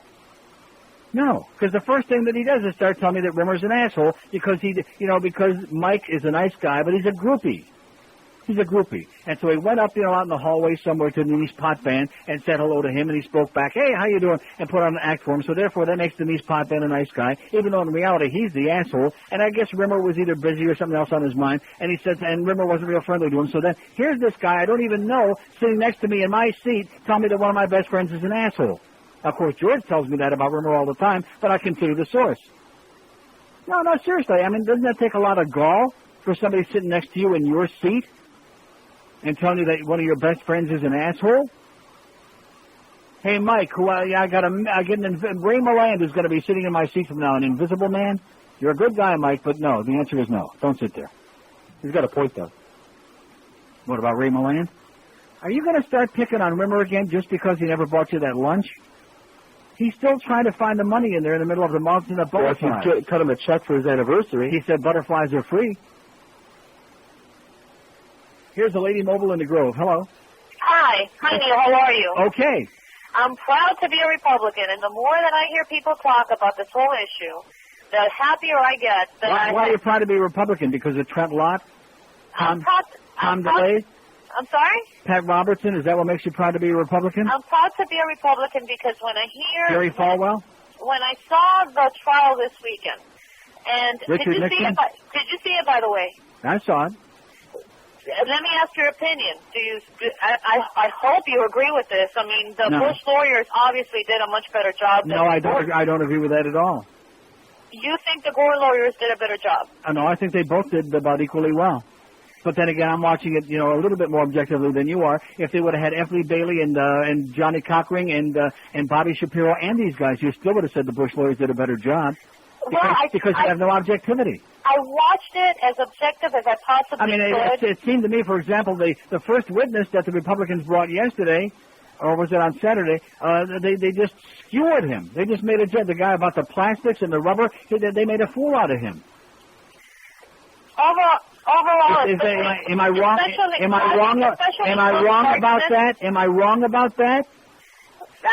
Maybe. I think he wasn't the strongest person they had. But in closing arguments, definitely the Bush team did a much better job. Because you agree with them. Okay, have a nice day, sweetie. I'm not going to sit here and argue with you. And that's true with most people. You sit there and you're rooting for one side, and so therefore when the Bush people were speaking, their attorneys, you agree with them, so you think they were doing a better job. And when the Democratic attorneys were speaking, even David Kendall, I thought did a brilliant job, but when they're speaking, you're thinking, they stink, because you don't agree with their points.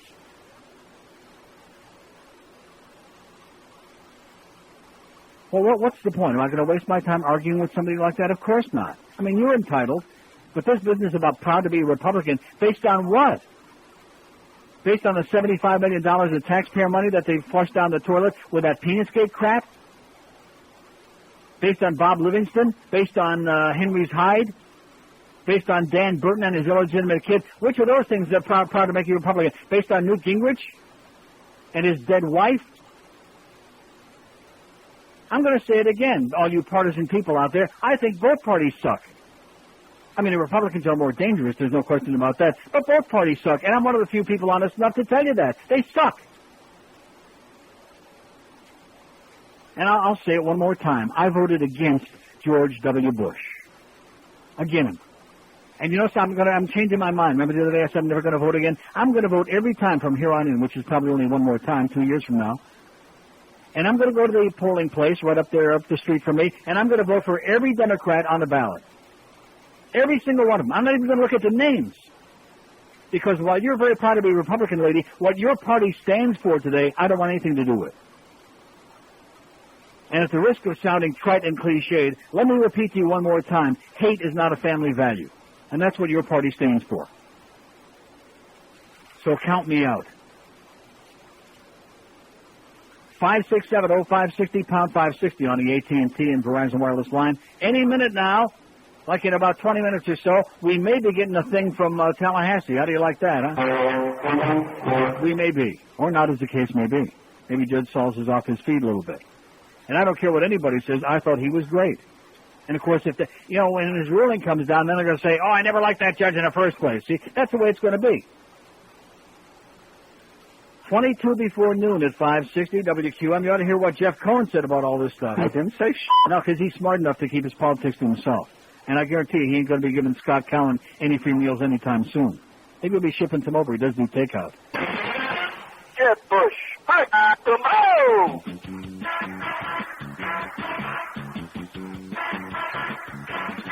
Well, I know a guy who wants this country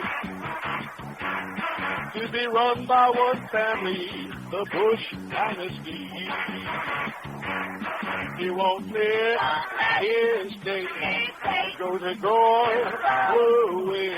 But he's a little brother. He's gonna fix it all right, all right, all right, all right. Yes, the little brother who's determined to see that the stroking brother wins the presidency. Well, he's got a gal, Secretary of Bush, who scratches her bush with a big hairbrush.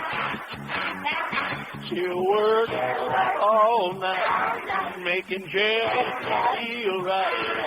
'Cause he's a little brother, he's gonna fix it all right, all right, all right, all right. He's the little brother. He's gonna fix it all right, all right, all right, all right. 16, what did he say? All right. 16 till noon at 560 WQAM. And any minute from now, maybe 16 minutes from now, we might get the ruling from the judge. You think we got the ruling? No. No? How about 5 after? What do you say? No. 10? Here's a fax from Arnie, who's a Republican, self-identified, says, in my opinion, on November 7th, Gore lost by a narrow margin. That made him the front runner for the next election. The more things drag on, the less chance I'll have being nominated for 2004. If that's the case, then I say drag it on till hell freezes over. I keep hearing a lot of people saying that. Oh, if he just concedes gracefully now, he's going to, no chance. This is no effing chance, baby. This is it. You think the Democratic Party is going to make this mistake again? No. Putting up a lame, oh, man. Yeah, they would never do that twice.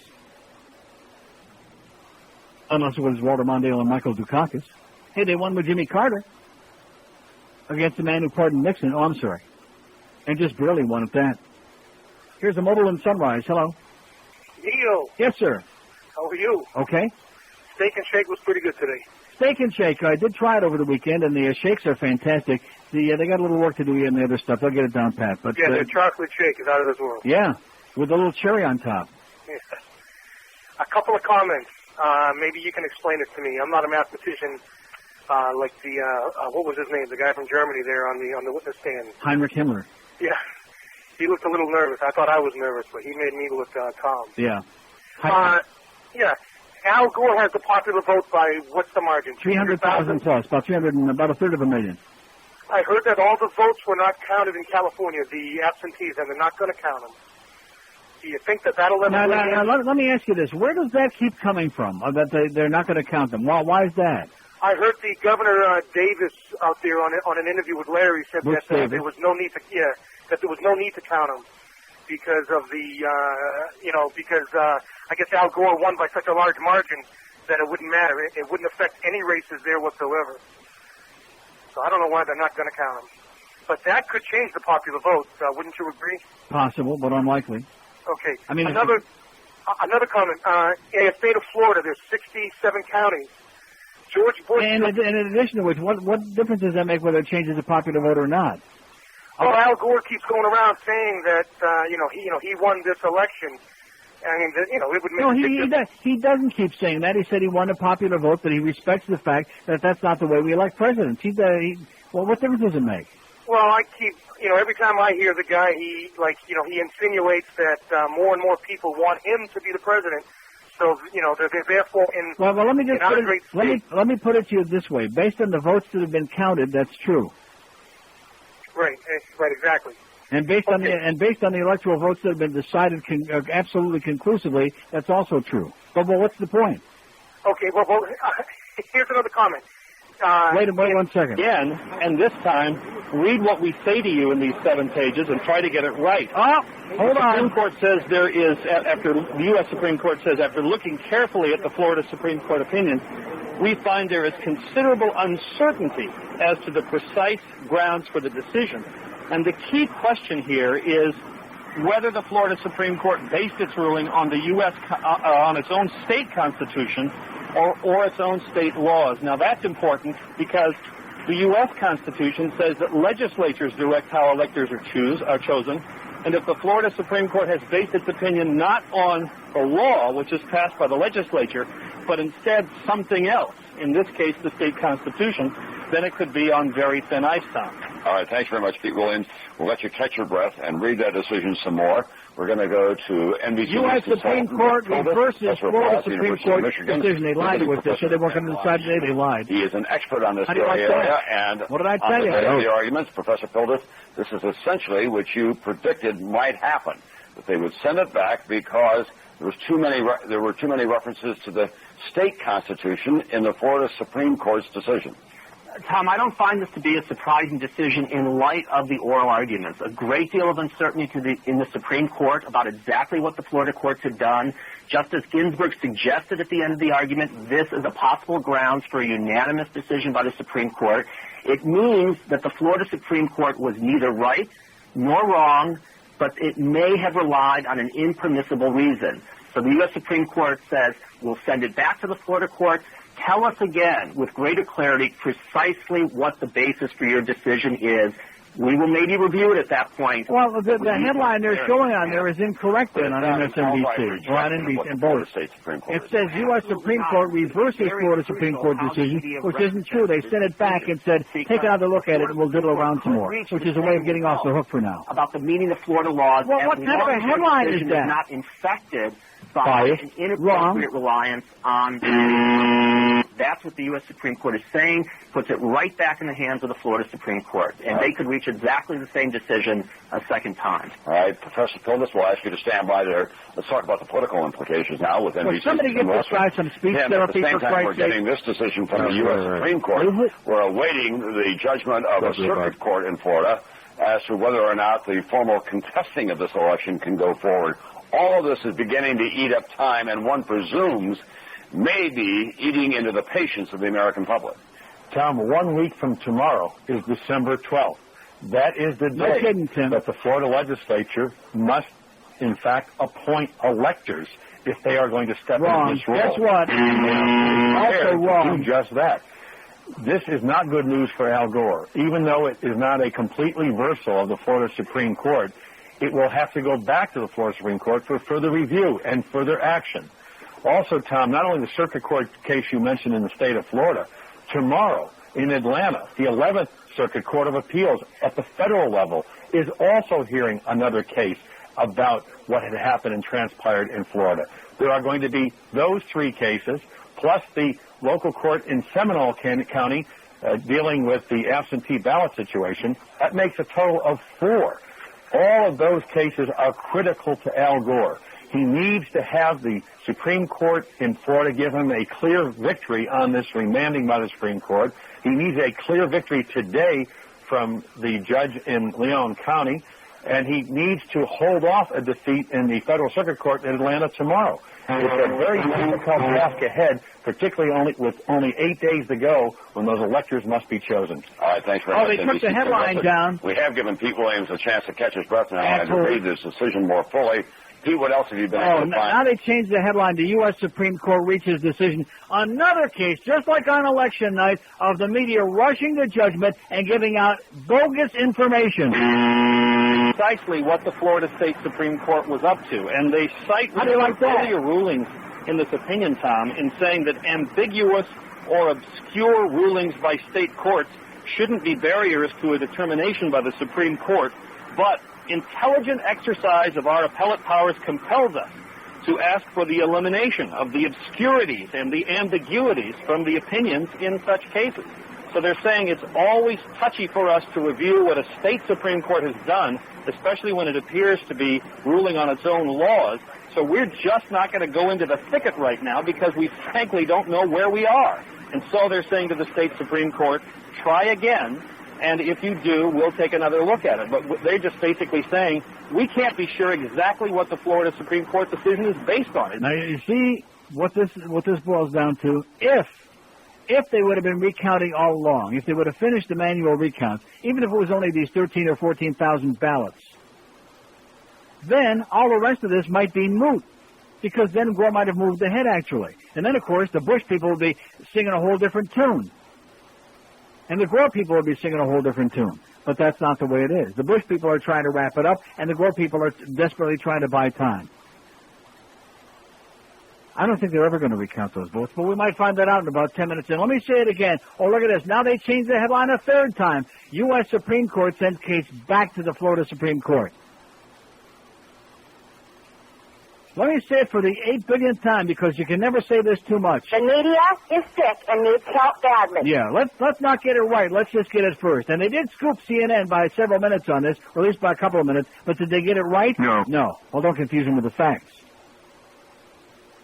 Here's Plantation. Hello. Hey, Neil. Yes, sir. Look, the only real problem, the main problem I have with the recount is that in Palm Beach County, out of 15,000 questionable votes, they found about 178 votes for Al Gore.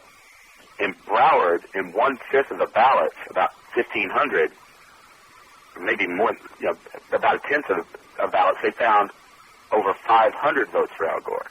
In other words, it came just down to determination by whose opinion it was, not by any set standard, which there is no set standard. And so in that case, my vote, which I voted for Bush, may well be overturned or just nullified by somebody's vote that didn't really mean to vote, but it was determined that they voted for Gore and not really a true vote. Well, let me ask you this. How come the dimpled votes in Texas, which is Bush's home state and he signed that law, how come those all counted and nobody made a big fuss about it? Well, apparently there's never been a vote this close. And that law is... Wait a minute. It was a 2,000 vote margin in the race for state legislature in Texas. Now, this is only 537, but there wasn't any argument. Every single one of the dimpled ballots in Texas was counted. Why is it okay to count them in Texas, but if it's in Florida, well, they're just guessing, they're making it up, they're guessing the intent of the voter. I mean, either it is or it isn't. Well, because they've counted all the votes in Texas. They didn't count all the votes here.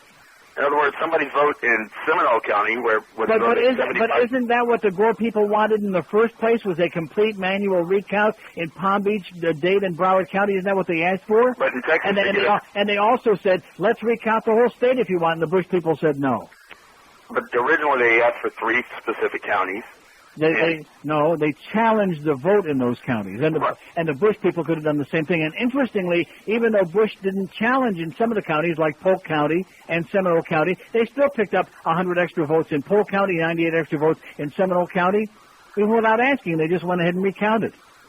Well, regardless of who you're counting, I don't think it's any fair for someone else's, a Democrat's vote to be nullified by a Republican. And I'm going to say it again, they should have recounted the entire state. Every place where they had paper ballots, they should have been recounted. Well, wasn't Gore available to do that if he wanted to? He didn't have to ask for just 3 counties. He could ask for every county, right? But they didn't. I understand that. And Bush could have asked for whatever counties he wanted, where he won big. And Gore, I'll say it again, Gore offered, even though, of course, the law would have been kind of touchy, but Gore offered to them, let's have a recount of the whole state. And the Bush people said absolutely not. Well, that would have been verifying. Their whole argument was that the hand counts can't take place after a certain date, and that would have nullified their argument there. I mean, it would have made it look pretty hypocritical to want to do that after they said these ballots are illegal. It wouldn't have made him look hypocritical. It would have made him look very magnanimous, it seems to me, to say that even though the deadline passed and you didn't challenge, we'll let you go ahead and we'll count all of that's the only fair way to do it, is count all the votes. Yeah, but the thing before the Supreme Court now, and now back to the Florida Supreme Court, is that the count cannot take place after the deadline. And so for Bush to say, well, let's count them anyway, would be kind of, that would kind of kill their own case. Okay, have a great day, sir. I'm getting a bad headache. Don't confuse them with the facts. And the ballots that they're talking about now that they want recounted, if they're not going to recount the entire counties in Palm Beach and in Nassau County and in Dade, the ones the 14,000 have never actually been counted for anybody. They were machine counted, but even as the machine experts that the Republicans, the Bush people wrote on yesterday, admitted that the more that they keep machine recounting, the more that it closes up the chads, closes up the holes, and the less the machines can count them. And the less accurate it becomes. And even he was forced to finally admit that the hand recount is more accurate. It doesn't take a genius to figure that out. And all these people who keep screaming, oh, my vote didn't count. How do you know that? But we certainly do know these 14,000 votes aren't going to count if any of them were valid because nobody has looked at them yet. It's all crazy. Because you live in Florida. And this state can't do a goddamn thing right. And if you don't believe me, just look at, if you're in a car right now, just look around you. Just look at what's going on out there. Sports Radio 560 WQAM Miami, Fort Lauderdale, a Beasley Broadcast Group station, and WQAM.com for the world. This is the Neil Rogers Show. This is your brain. Any questions? Come on, America. It's time to grow up and step outside the closet. Tell a friend about your secret and bring out the gayness. Bring out the gayness. Bring out the gayness. Tell a friend about your secret and bring out the gayness. From all the anus you can get. Christians, preachers, and all the religious right, you're not fooling anyone anymore. It's in the papers every day, so why not catch up with the rest of the world and tell your disciples the truth to set yourself free? Next time you want to reach out for goodness, reach for a handful of ass. Tell a friend about your secret and bring out the gayness. Bring out the gayness. Bring out the gayness. Tell a friend about your secret and bring out the gayness. Tell your disciples that you're gay. Okay, 12:03 at 560 WQAM. We're waiting on the big announcement from Leon County now on the heels of MSNBC. And during the break there, I'm listening to the audio from MSNBC, and they're trying desperately to cover their tracks, like the dog going in the backyard and kicking up the dirt 50 feet from where it dropped the load. Well, we were at the disadvantage of not having actually seen, that's where they got it wrong. In fact, here, somebody faxed me this. CNN comes up on their website with a headline, U.S. Supreme Court declines to hear Bush challenge details soon. Is that what they said? No. No. Don't get it right, just get it first and get it fast. We got 8 million open lines here, 567-0560, pound 560 on the AT&T and Verizon wireless line. Pompano Beach, hello. Hello, Neil? Yes, sir. Yes, Neil, I moved down here a few months ago, and it was interesting. I live in Pompano Beach, and when I registered to vote, Jane Carroll, the director of officials, she was present at the time, and she was very hard-headed. She was insisting that I tell her my party affiliation, and I refused to tell her. I said, that's really none of your business, and she almost was like, almost didn't want me to register, so I didn't tell her. But how do you register without putting a party down? I don't have to tell her directly.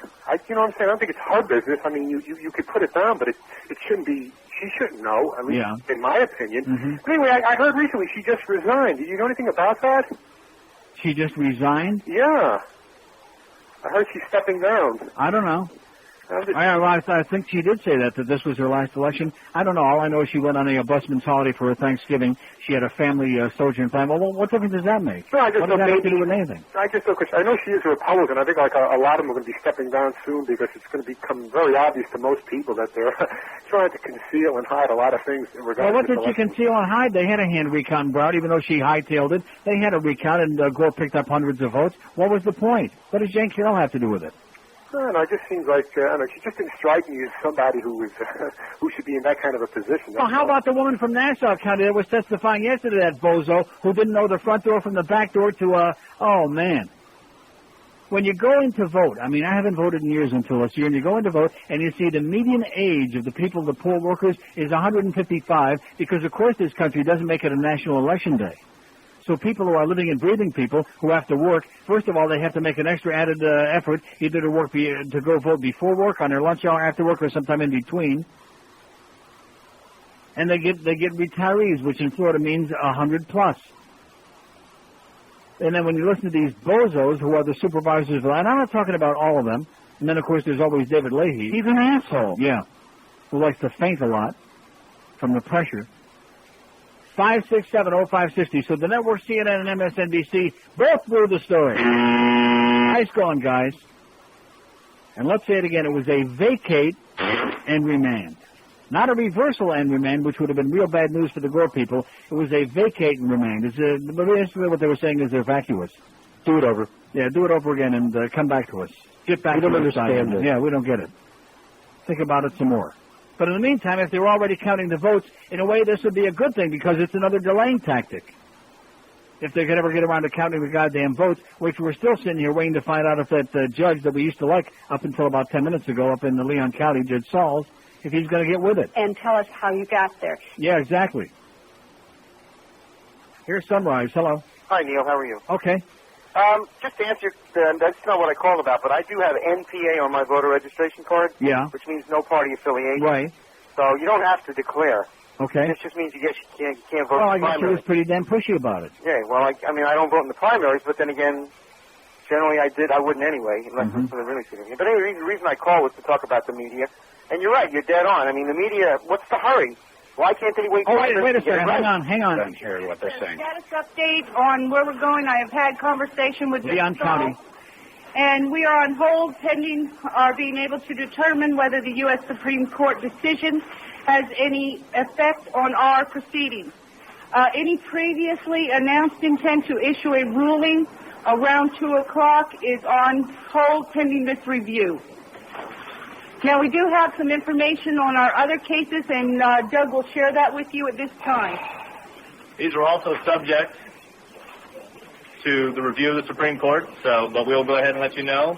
In the McCauley versus Bay County et al., case number 00-2802, today it's scheduled for a case management and any other motions that may come before the court on Monday, December 4th at 1 p.m., courtroom 3A before Judge Ralph Smith.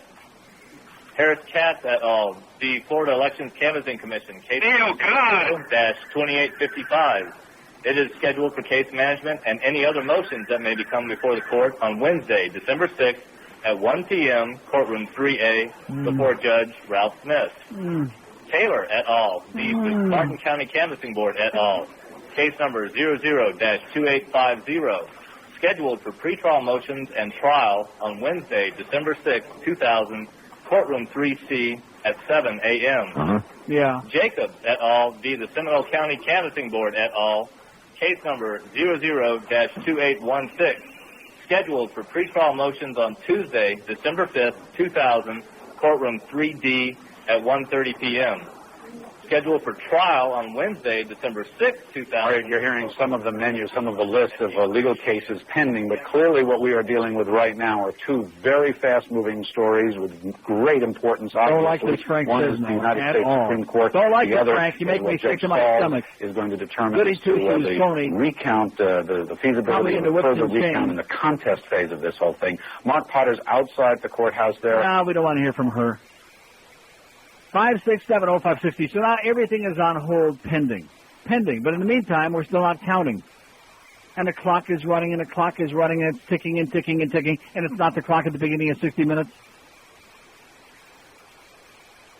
See what I'm saying? I just don't have a stomach for it. Maybe it's my IBS, maybe it's the GERD, maybe it's a combination of both. I just don't have the stomach for it. On a different note, up and beyond all the recent political rhetoric, the major economic reports show a downturn in growth, possibly a recession. The Neil Rogers Show. Sports Radio 560. QAM. This is a bunch of hooey.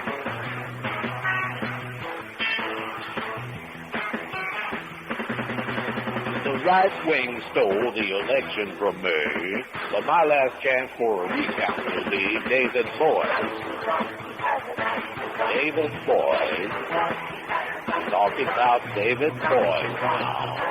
Yes, David Boyd. Pastor Birth will now be the leader of the world, thanks to Kathy Harris, Jeff's little girl. Yes, David Boyd. I need David Boyd. Help me, David Boyd. Go make some legal noise. Talking about David Boyd now. Talking about David Boyd now. Yeah. David Boyd. Yeah. David Boyd. David Boyd now. And make some legal noise. David Boyd. While Senator Reggie Jr. was sitting at the children's section during Thanksgiving. 12:15 at 560 WQM. The bottom line is, and I'm the only person in America who will tell you that this state doesn't know how to do anything right. The election is just another classic example in a long, years-long list of screw-ups. They don't know how to do anything right, and nobody is ever going to really know what the actual number was. And in the meantime, the Supreme Court says this, and the Florida Supreme Court's going to have to go back and look at it again. And the judge in Leon County says, well, he's going to wait to his ruling is on hold pending a review of the U.S. Supreme Court decision. He's holding it. And so Roger Cossack says what they did was good because it buys more time for the whole thing. And Greta Van Braun says, no, you're wrong. It was a tremendous disservice because we needed some clarity because the clock is running and they needed some direction as to where they're going. In the meantime, they just bailed out. They copped out is what they did. How do you like that? All these big macho, even that freaking Rehnquist, that big Nazi with his red robe and a swastika, they took a cop-out is what they did to dinner. Yeah, that's it. Take a cop out to dinner. Maybe he's got some good drugs. 567-0560, pound 560 on, and they're going pop, pop, pop, pop, pop, and it just goes on and on and on, like we're talking about something sane and rational here. So Miguel gives me some bad news. We're out of those keychains. I warned you. If you ordered over the net, don't worry because they're coming. They've been put aside. If you order over the internet, you're a best meal keychain. But other than that, if you waited too long, you're SOL. But you can still get the best Neil CDs and cassettes at any South Florida Specs music store, Dade Broward and Palm Beach, and even in Naples and prestigious Fort Myers. How do you like that? Do it for Planned Parenthood and for yourself. You like it. More mistaken headlines in the CNN, MSNBC, because they got to rush to judgment, baby. They got to get it on there before anybody else. Don't get it right. Just get it fast. I'm gagging on it. Here's Miami. Hello. Yeah, Neil. Yes, sir. And I think that Gore could have clearly won the election. If it wasn't for that mongrel Lieberman, I think we could have stole the election. Yeah. And that's the reason that a lot of people didn't vote. A lot of people trying to rumble about that. If he would have had a different running mate, we might have taken it. Yeah. Clearly. Uh-huh. Okay, thanks for the good news. I told you, didn't I tell you that right off the bat, right in the beginning? I think I was on vacation. You knew who he was. I told you. Well, no, the only reason I knew who he was is because we had the call way back before I went off for the summertime, and the woman said, oh, don't you know about this Jew Lieberman? He's an Orthodox. He's a fanatic. And I went, Oi! Like that, because as soon as I heard that, and then I started hearing about him and his wife pontificating and all this crap about cleaning up Hollywood and cleaning up this and cleaning up that and about we need to have more dialogue about faith in America. And I thought to myself, oh, boy, a Jewish jury Falwell, just what we don't need. If you just take a look, when you watch the rallies they're having up there in Tallahassee, and you take a look at the Bush people. Now, maybe I'm a little bit prejudiced, but the first word that comes to my mind, the first thought that comes into my mind when I see those people, beat George to the punch on that. Redneck. Good old boys. Rednecks. Every stinking one of them up there. Of course, down here we got Cuban rednecks, but up there you got rednecks. I'm not going to say everyone, just 99%. Yeah. Now, can you would you guess, since the margin is supposedly 537 right now, if anybody believes that, would you say that maybe Gore lost at least a couple of thousand, maybe 5,000, maybe 20,000 votes in the state because they're anti-Semitic rednecks that voted against? Uh-huh. You bet your sweet fat ass. At least 1,000. Yeah, at least 1,000, which leaves 463 Gores ahead if you take out those 1,000. So I say, let's deduct the anti-Semitic votes. Right? What do you say? Oi! Lunkhead. I'll say it again. They deserve to lose. I know that that doesn't go play real good with this audience, with all of our Gore supporters out there. But you know something? Gore deserved to lose. It was his to lose, and he lost it. With a great prosperity, 8 years of good they're not blowing the world up at the moment. Unemployment is mighty, mighty low. All the good stuff going on, and it was theirs to lose because most people, poll after poll, showed they didn't give a crap about Bubba's poll about blowjobs. Very few people cared about that. And they lost it, fair and square. Just like the Bush people stole it fair and square. So I'm not going to get all busted up about it. I mean, I'm not happy, but just get it over with is what I'm saying. Get it over with. Tell us something. It's like an S&M thing when you're not into S&M. You know what I'm saying? It's like getting tied up and bound, and you got the gag over your mouth with the ball like Hannibal Lecter, and you're not into that. Of course, George is into that. He likes on the tying up part. Here's a lady in Fort Lauderdale. Hello. Lady in Fort Lauderdale. Oh, hi, Neil. Yes, That's ma'am. me. That's you. How are you? Okay. This is my second time calling. Okay. You know, what we really need to think about here. And what is that? Is that out of all the 50 states that are here in the United States of America, yes, we have Jeb Bush at the helm of Florida. Jesse Helm, yeah. No, Jed. He's in charge of Florida. He's Jed the Helm. governor. Uh-huh. And then we have Daddy Bush that was director of the CIA. Yeah. Now, something... What is it exactly you'd be trying to say? Well, there is a problem here. Why did it happen here? Why are we having so many problems in Florida? Because the fix was in, and because this is a That's great what state. I mean. This is a great state to do it in because we can't get anything right, and this is a state that's famous for fixed elections. In spite of what Pat Caddell said, and everybody laughed him off the platform. Well, that's my exact point, that there was a conspiracy that was already set here in Florida. So why did we waste all of this time? I mean, election night, W told Gore that his brother told him he won Florida, so what are we wasting all this time for? We're just wasting time. You got That's exactly what's happening. Right. And I just wanted you to know that, Nick. But it's sure good for the ratings of the news stations, though, I'll tell you that. Oh, yeah, because they have nothing else to do. They jumped on the Monica thing. That's the same thing. They go back and forth. They jumped on the tennis gate. You know, OJ, anything. This is giving these non-people that we wouldn't see some kind of job to do. Well, how would Roger and Greta be there if it weren't for OJ? Right. There you go. Well, so it's good for the economy. Okay, listen, calm down and have a great day. Anybody know what she said? No. But I think she had a couple of good points. I don't know what they were, but they were good. 17 open lines. Is this phone working right here today? That line 5, of course, they're never going to work again because they figure, you know what that's like? It's just like in promotions there. They're not going to, we already discussed it. They're not going to hire Miguel an assistant and, give him, the promotion that he deserves because then they'd have to pay him more and then they have to bring in somebody else. So they throw the whole ball in his lap and say, okay, you do it. I'm not giving you any more money, but you do it. This is the most bogus, cheap-ass outfit I have ever seen in my life. And then I asked Bluff the other day what year they're going to get line 5 fixed, and you know what he said? He said, yeah. So you sit here, it's just like on Friday. Remember that point in the show and this was the one point in the whole radio dial where there was somebody that had the balls to carry the whole hour and a half of the recorded crap from the U.S. Supreme Court, the oral arguments and the anal arguments. And I come back after that, and I'm not so sure if I maybe chased away the whole audience. I give the numbers out, and I'm sitting here and looking at a blank computer screen. Why? Because the goddamn crap in here don't work. That's why. The cheapest and the worst. You've heard of the brightest and the best. Here it's the cheapest and the worst. Whatever money can't buy, that's what Beasley provides for us. Nothing. Zero. You know something? When we get that one share, then they're going to have exactly what they deserve here. And we're well on the way. Here's a mobile in Miami. Hello. Hey, Neil. How you doing? Pretty good. Hey, it's been a real long time since I spoke to you last. You took the summer off. It's good to have you back. I have to tell you, though, that around election time, I really have to turn you off as much as I regret it. I just can't stand it. Anyway, the reason I called today... You can't stand what? I can't stand listening to how you conduct your show during election time. For the past 3 federal elections, I've had to turn you off during November. I just because I give my opinions? Is that bad? Well, no. In other words, it's okay for Gordon Liddy to give his opinion. It's okay for Ollie North to give his opinions. It's okay for fat-ass Limbaugh to get on there and pontificate with right-wing I don't listen to them. I don't listen to them. Yeah. And what would you like me to do? Bury my head in the sand and pretend that it's not going on? Neil, I want you to do just whatever you want to do. Is okay, what I will. want you to do. Okay.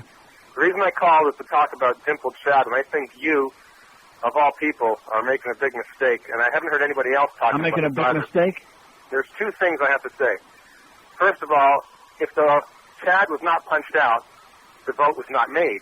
How can you interpret Sir, let me say it again for the 8 millionth time. They just had a recount in Texas, of all places, where Governor Bush signed a law 3 years ago, 1997, making hand counts the number one choice for resolving close elections, and they just had a challenge by a Republican candidate who lost by only 2,000 votes.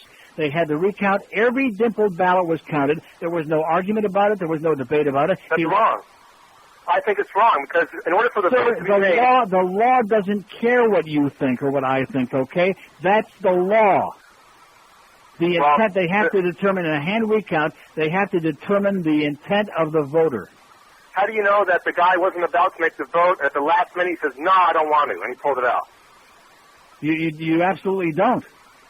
Well, you don't, and that's why. And haven't I said consistently that paper ballots are a dinosaur, and we have to get rid of them? Well, yeah, maybe they got to find another way to do it. But there's a second point. No, they already see. Why do you gloss over that when I'm giving you the solution?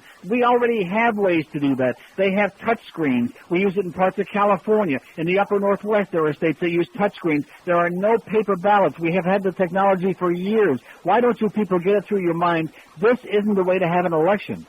Well, if there's a computer assigned to my vote, then it can be researched as to which person I voted for, and that removes the anonymity. Get yourself some mental help, okay? Go get yourself a shrink for your paranoia.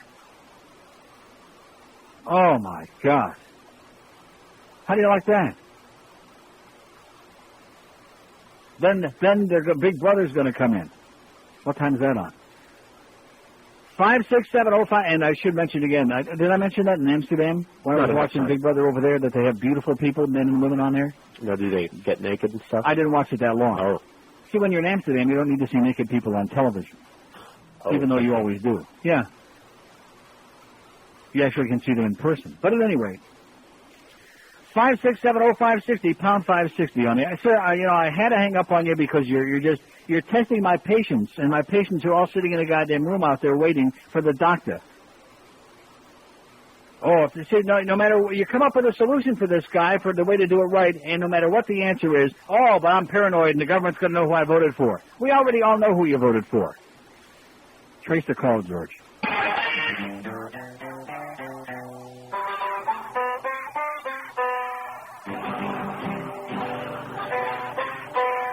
Well, I know my sister all my life.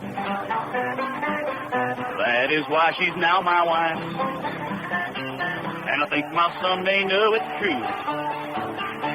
He's my nephew, too.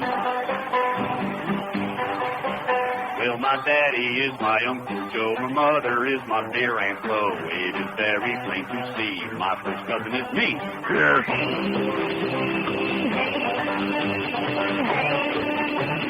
Yes.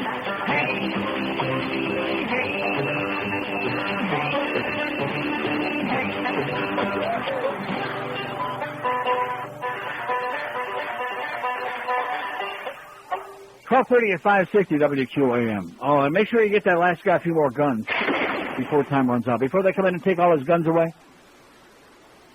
Here's a mobile in Weston. Hello. Mobile in Weston. Going once. He be gone. It be gone. Here's a mobile in Boca. Hello. Hey, Neil, I'd be here. Okay. I got two things to say. I think they're pretty reasonable. One is about Chad. The Republicans seem to think that because each county does it differently, that somehow is unfair. And I just want to point out that there's nothing inherently unfair. If, let's say, two different states do a hand count with different standards, nobody would say that one state is more unfair than another. So the fact that the counties do different standards, there's nothing really unfair about that. I think the whole system's unfair. Well, that might be true, too. And No, wait a minute. What? Why don't we have specific standards? I said this a couple of weeks ago. Well, we're a stupid state, that's why. No. Will you listen to me? Okay. At least within the state. Why doesn't the state have specific uniform standards? Because after all, we don't have 67 different elections for president here. I mean, we don't have electoral votes based in the counties. We have a statewide contest. So, why doesn't the state have uniform standards for how we're going to count the ballots if we're going to have hand recounts? Yeah, we should. I agree. Is that so much to ask? No, we definitely should have. Just like with the absentee military ballots. Why are they making it up as they go along? Why don't we already have very stringent, specific laws to deal with how they get counted and how they have to appear? Well, that's just another example of Florida's stupid law. Like that 5 days. If it wasn't for that 5 day, the stupidity of putting that thing in, we wouldn't even. The Republicans would have no argument, pretty much. The certification has to come 5 days. When you can't possibly do a hand recount in 5 days. Right. That's in the law. I got another thing to say. When you think about it, why does George Bush? I mean, there's a perception that Bush has more of a claim to the White House. I mean, really, among everybody than Gore. And when you think about it, why is that? What do you mean they're among everybody? Based on what? Don't you think that there seems to be more of a perception that he has more of a claim? Because he's that dumb, and we've had a lot of dumb presidents. That makes him more entitled. Well, partly, but I'll tell you why I think it is partly. They get on there and say they've won every vote, including the one on election night. Yeah. If you think about it, who says they won on election night? NBC said it, and CNN. No, and Jeb told him. His brother told him. In other words, imagine if cable would have been out all over the country, in other words. If people wouldn't have been watching TV, then really they wouldn't have this claim. They didn't win on election night. Nobody said they did, other than the stupid networks, really. In addition to which, what difference does it make? Well, I'm just saying that seems to be more of the claim. They keep saying we've won the first vote, the second vote. There were a couple of days where they said that he won New Mexico. Remember, he was ahead by 17 votes, and then he was ahead by 4 votes. And guess what? They found the 500 Gore votes. And then, amazingly, the same people that don't like hand recounts, the Bush people asked for a recount in New Mexico. They had the recount, and he still lost. Well, they love the hand recount when they only like the hand job when they're the ones who are getting it. And did you see this last night? Everybody says we got to get it over and done with, get the certification. Was it state of Washington that just now finished their hand count, and the certification they were saying is not even due till the end of this week. And Maria Cantwell won, by the way. I should point that out. She won the Senate seat up there. Right, and she made a point of saying, and the certification though is still like 5 days away, and there's no hurry. She said. Right. Okay. Have a great day. Although I will say this: the Republican up there, what the hell's his name? That old, what the hell is his name? Marston? Oh, strange name. Anyway, he conceded. He lost. Come on, George. What the hell's his name? Yeah, that's it. Here's Los Angeles. Hello. Hello, Neil. How are you? Okay, sir. I haven't spoken to you for a long time, but I just received some fantastic news on CNN. Said that Bush's lead is going back up to 930. Yes. And... Based on what? Huh? Based on what? Well, based on this the Supreme Court... No, it hasn't. No, it hasn't. They didn't do anything. Decided that they got to throw out these 300... Oh, you must be listening to Lardass. Is that what you're listening to, sir? Is fat-ass Limbaugh? You're listening to propaganda? No, I have CNN right here in the studio in front of me, and they never said anything like that, sir. So you're dreaming. And quit taking so many hallucinogens, okay? It sounds like you're ready to pass out. 567-0560. Go have another mushroom. Pound 560 on the AT&T and Verizon Wireless line. Here's a mobile in Winter Haven. Hello. Hey. Yes, sir. How you doing? Okay. Good. I'm riding down 27 listening to your program. First time I've ever heard you. Yeah. And I got to give you credit where credit's due. I'm a registered independent. Yeah. And I voted for Al Gore. Uh-huh. And I think probably the same thing about the Republicans you do. Dangerous. Mm-hmm. But what disturbs me is your choice of rhetoric and language on the radio now. Uh-huh. Then why do you keep listening? Do you have a dial? I didn't keep listening. I just wanted to call in. Well, sir, guess what? We don't care. We don't care. We're not interested. 5670560, pound 560. He just happened to be listening for the first time. He already turned it off, but he thought he would take the time to call and express his disdain and disgust for my choice of language. Well, sir, and you haven't turned it off. We don't care. We're not interested. And just like I said before the election, one good thing, we have both parties this year who are into censorship, big time. You got your Tipper Gore, and you got your Lynn Cheney, and you got your Jew Lieberman, and all these people who are into censorship. Sir, censorship is fascism. So Deutschland über alles and have a wonderful life, and get out of our show. Slade Gordon. Yeah, he's the senator who conceded from Washington, ex-senator. You know something? I guess you could say he used to be a Washington senator. Oh, they don't have a baseball team anymore? Here's a lady in Hollywood. Hello. Neil? Yes, ma'am. Hi. I love listening to your show. And I wanted well, to... that last guy doesn't love it because he don't like the language. No, I'm cool. I'm a cool cat from Massachusetts. Okay. And I wanted to tell you that my husband, we got one of your subscribers, the people that advertise on your show, a PPO person, and he was really nice, and we love him. And I wanted to tell you also about the election. When we went to vote, we had a hard time pushing it down. You had a hard time pushing it down? Right. To get it into the right slot so that we could press the right hole. Had a hard time pushing it down to get it in the right slot. Oh, that last guy on the highway there, he's going to drive off the road now. And wow. We don't understand why it can't be uniform, in the whole state. That's what I just got through saying to the other caller. And why are these things so difficult? You want to know why? Because this is Florida. We don't know how to do anything right. I don't know.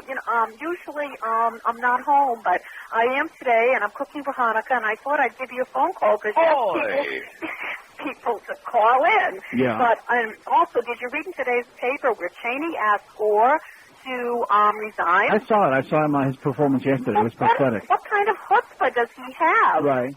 And his wife, did you see her on that interview with... Boy, does he have a lot of chutzpah. Oh, my God, that wife, she's a worse than a witch. Fascist witch, yeah. So, anyway, is there anything that we can do? I don't know. What are we going to do? Anything we can do about what? The election? Well, anything we can do about what? Get in the election. Okay, we know who won. And let the winner be in the White House. Yeah. The winner... The winner in Florida was Gore. Okay, I'll pass that along to the judge that you just told me, okay? All right. Thanks for straightening us out. Okay. See ya. Bye-bye. Okay, she just straightened us out. She said the winner was Gore. Oh! 5670560, pound 560 on the AT&T and Verizon Wireless line. 21 before 1 at 560 WQAM. Oh, who's this guy? Still that, sir. Well, really... Oh, this is one of their experts. There's no effect because Bush was ahead then, and Bush is still ahead now. So as far as who's going to win the electoral votes in Florida, that issue still has not been completely decided. Okay, thank you so much for those perspicacious comments. That was great. That was on CNN, boys and girls. The Neil Rogers Show. Sports Radio 560. QAM. Decriminalize pot in Florida. I thought Christianity was fairy tale. This religion thing was not for me. They held a big convention. Let me in for free. I had no idea what I was about to see. Boy! They were speaking in tongues. That made me a believer. It was kind of fun. Just to get out of my house. Speak in tongues. They got me believing. My tongue is weaving from side to side.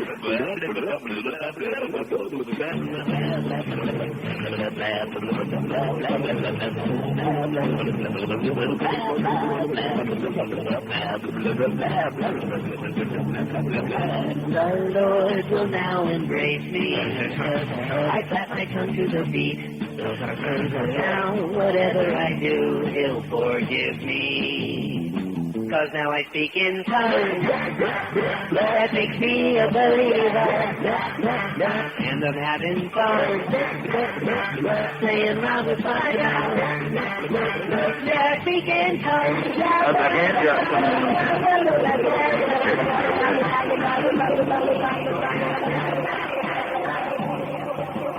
Top 45 at 560 QAM. So anyway, Jim in Boca faxes me this thing, and you see, this is a technicality.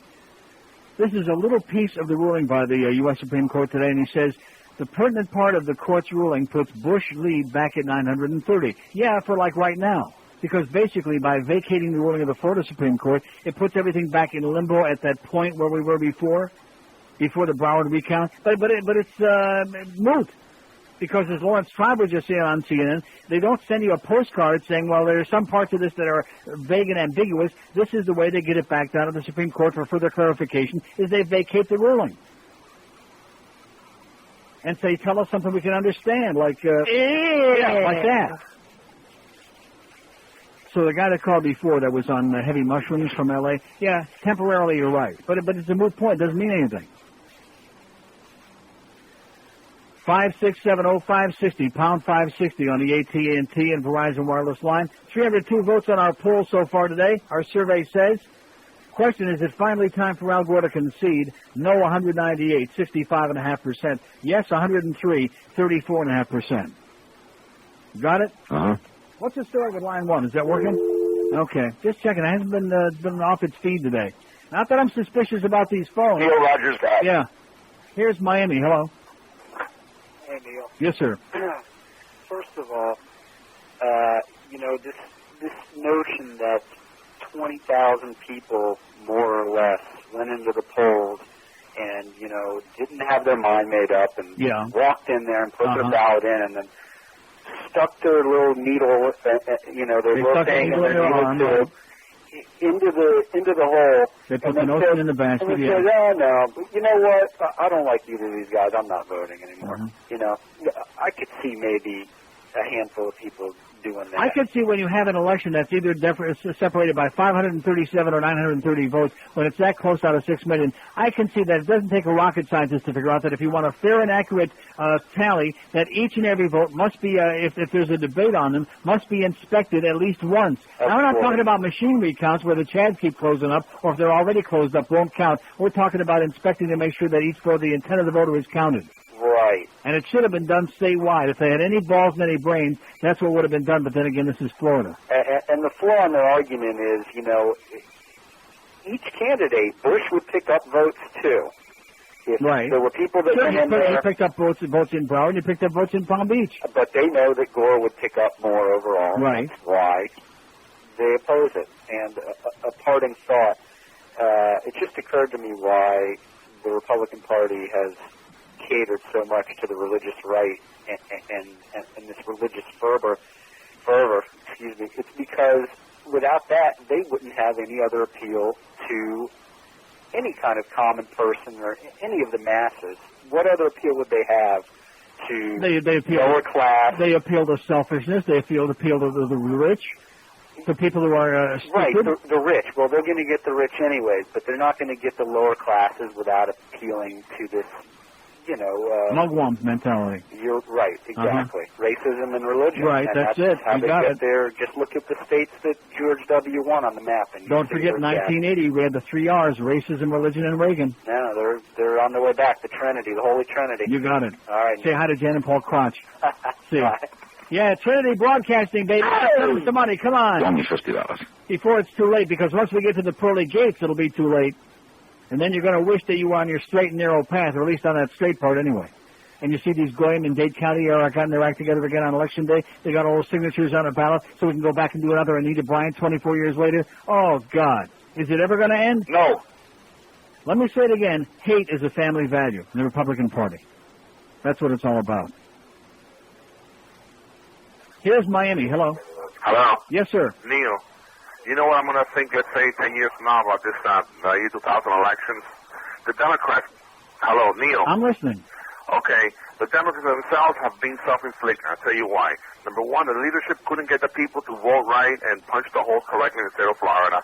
Number two, they couldn't get 7 Supreme Court justices in Tallahassee to write an opinion that would stand. And thirdly, well, how do you know that? It's not over thirdly, yet. they couldn't hire a credible witness to testify in behalf of Gore, such as in Bryce, who was imagining things. He was hallucinating. Yeah, the witness, he was not a credible witness. The witnesses sir, can I say one thing? Sir, can I say one thing? Can I say one thing, sir? You rude Julio, you. I was just about to say the witnesses on both sides suck, and then I was going to listen to the rest of what you had to say. But you, like so many of the callers, don't have any idea what it means to have a conversation. See, this is a talk show. That means we have conversations. You talk, I talk a little bit, then you listen, then I listen to the rest of it. That's called a conversation, not a speech. Not a speech, sir. God, get back on the banana boat. Freedom of speech, which you don't understand. All you know is freedom of your speech. What was that specious point he was making? 567-0560, pound 560 on the AT&T and Verizon wireless phone. And say hi to Elion, too, while you're at it, and that 5-year-old kid.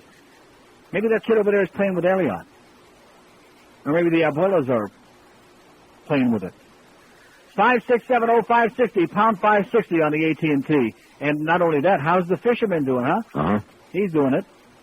Here's Pompano Beach. Hello. Hello. Yes, sir. Neil, you've had several callers in one a few minutes ago talking about having a uniform state ballot. Yeah. But can't have it because even across the street they're voting for different people. So you can't have that. No, we're talking about having a uniform standard, sir, not a uniform ballot with the same names on it. You bozo, you pathetic little fart. We're talking about having uniform standards on what constitutes a legitimate vote in a recount. That's what we were talking about, sir. And in addition to which, a standard form, not butterfly ballots, not caterpillar ballots, but a standard form. Standard forms can have different names on them, and guess what? In the other states, they have different names on them. Wow. Don't put anybody on this phone again over the age of 200, okay? 150 I can handle. 200, the answer is no. No. I will not speak to any more 300-year-old cretins. And that's what I wind up with, talking about this goddamn election. That's another reason I wish they'd get it over with already.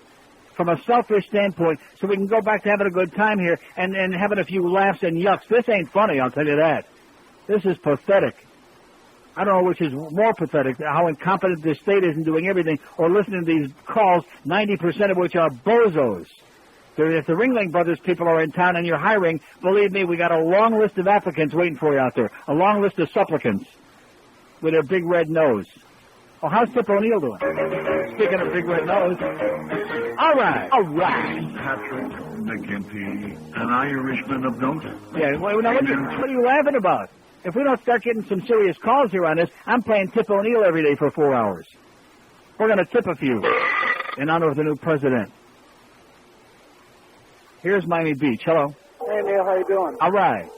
Hold on one sec. Yeah, Neil, I'm in firm agreement with you. About what? The fact that this country is in dire need of a third party. I believe in the next election that the party will come from within the Republican and Democrat, being the moderates that see eye to eye on a lot of issues. Yeah. And I feel if you threw Jesse Ventura in the mix, you might have a legitimate chance at a good third-party campaign. All right. That's right. He's got my vote, baby. I'm going to vote 40 times when he runs. I'll vote 50 times. Right. Another thing. 60. The networks don't seem to be catching on to this story. The fact that Al Gore and Joe Lieberman had a menage a trois with Barbara Bush. Yeah. And that... okay, great. 567-0560, pound 5. Ken Malden's got some hot stuff for us. What's that? Oh, some dumb faxes. Thanks, Ken. Some illiterate faxes from some of our audience. Came in on the wrong machine. Anything good in there? No. No, just the same old tired crap. Quit wasting our fax paper with crap. If you got something good, we love to see it. If it's crap, just wipe your with it. Where are we going? Here's Tamarack. Hello. Hey, Neil, how are you today? Okay. First of all, I suppose that when cave people had elections and put their little rocks in baskets, that their election was more reliable than ours here in Florida. Yes, that's right. 567-0560, pound 560 on the AT&T and Verizon wireless line. Call us again in about 2 years, sir, okay? Just the sound of your voice is starting to... I'm hearing it in my sleep. Old and ponderous. Here's Fort Lauderdale. Hello. Hey, Neil, how you feeling? All right. Listen, I had a few points. I hope they're cogent and more and enlightened. Excuse me, than the previous callers. But one, Justice Breyer made an interesting point, and his brother, who's now a federal judge, was my attorney in San Francisco, and he mentioned Seminole County. Now, Seminole County, where people actually went and filled out the forms, that is a federal, as you're well aware of. That is felony.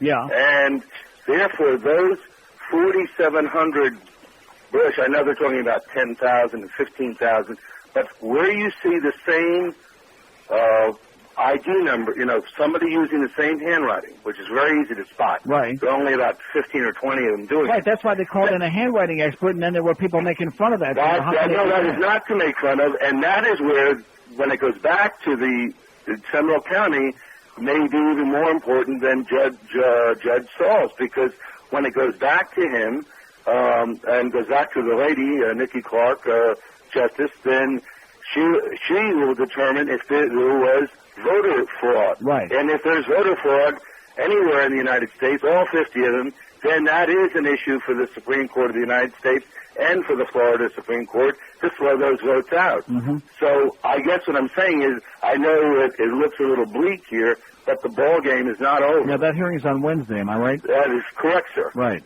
And so, I thought that Breyer's question, and I appreciate you playing I was in my car on Friday playing this. His question was very, very poignant. Now, then that is an area they can get into, and guess what? All the king's horses and the legislature and everybody else, voter fraud, the votes are thrown out. I say take everybody in Seminole County and put them all in jail. Have a great day, pal. Thank you. Good luck to us. Okay, hang on tight. We still got a long way to go, boys and girls. We got this suit and that suit. Even Austin Burke never had this many suits. Even Greg Reed never had so many cheap suits. Is he a classy guy or what?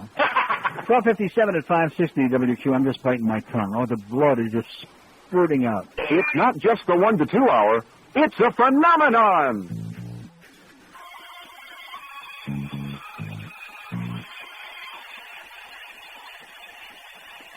It was the month of November when Al Gore showed off his member. Yes, it did. On the cover of a magazine.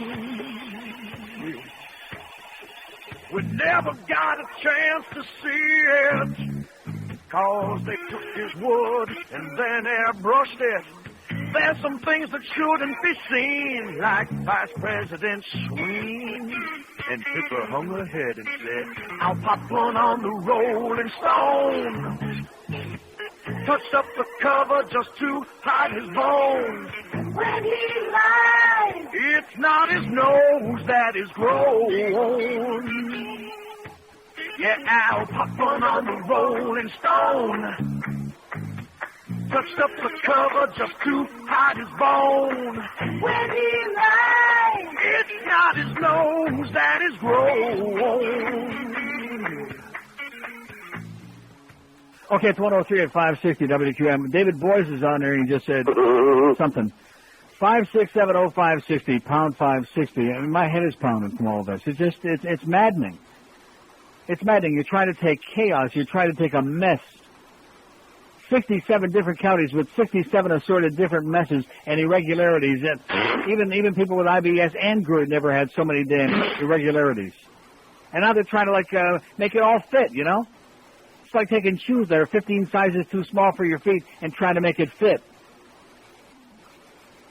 And if it doesn't fit, then you're full of Schmidt. Here's Miami. Hello. Hello. Yes, sir. Okay, Neil. So let's get back to the point. We're talking about the Supreme Court, the 7 judges. Chronic. 5670560, pound 560. I don't any chronic. I got news for it. This is my New Year's resolution, and we're starting a month early. Chronics. I have one thing to say to all you chronics out there. Bye, bye, bye. Yeah, enough. The killers of talk radio, the chronics, especially the ones that sound like him. Oh, I think that was the guy from before. What? No, it's a different one. Believe me. Trust me when I tell you. I know my chronics. Here's a mobile in Hollywood. Hello. Hey, Neil, I'm in Fort Lauderdale, but that's okay. Here's a mobile in Fort Lauderdale. Hello. Can I change the subject for a moment? Sure, whatever you like, man. Well, I want to thank you and thank George and thank all the people who put your CD and keychain together. I placed an order on neilrogers.com, waited a couple weeks. I thought it was a little too long or something, but, you know, it was worth the wait. I was very happy with the CD and the keychain. I gave the keychain as a gift, and the person loved it. And they went all gaga and goo for it, and they were thrilled. I was very happy to buy that stuff, and I hope you keep doing it for as many years as you're going to be at QAM. Are you? Yes, I am. Beautiful. I will continue pouring money into whatever charity you sponsor. Great, appreciate it. On another note, can I ask you what's wrong with the Panthers this year? Lack of talent. Lack of talent. I thought it was VM. Well, where does the talent come from? The general manager. Where does it come from? Bad general manager, bad coach, lack of talent. And now that they're trying to peddle Robbie Niedermeyer to us in both articles, like I said before, in both newspapers today, with propaganda from the organization, what does that tell you? And they keep trying to con the fans. I mean, I know we don't have too many fans understand the game, but if you listen to the way the fans boo every time his name is mentioned, Niedermeyer and Terry Murray, they're not fooling anybody. First they tried to shove Chris Wells down the fans' throat. Then it was Peter O'Reilly. Oh, he's going to be this, he's going to be that. And as you saw in St. Louis the other night, he cannot play the game. And now it's Robbie. Oh, well, he's a great role player. He's doing it. They're not fooling anybody. It's a lack of talent. I have no idea how much longer Baldy is going to sit back and watch them destroy the franchise. Oh, I'm just depressed. It's been a depressing year. I hope they can... And then after the Red Wing game, and you'll notice the Red Wings went into Tampa the very next night and got shut out 3-0, outshot by the Lightning 20-0 in the first period after they beat this team 3-1. And the Red Wings barely even showed up here on Saturday night. And the next morning I read the papers, oh, great effort by the Panthers is wasted. How can you have a great effort if you can't score any goals? This team doesn't score any goals. It's either 0, 1, or 2, and that's it.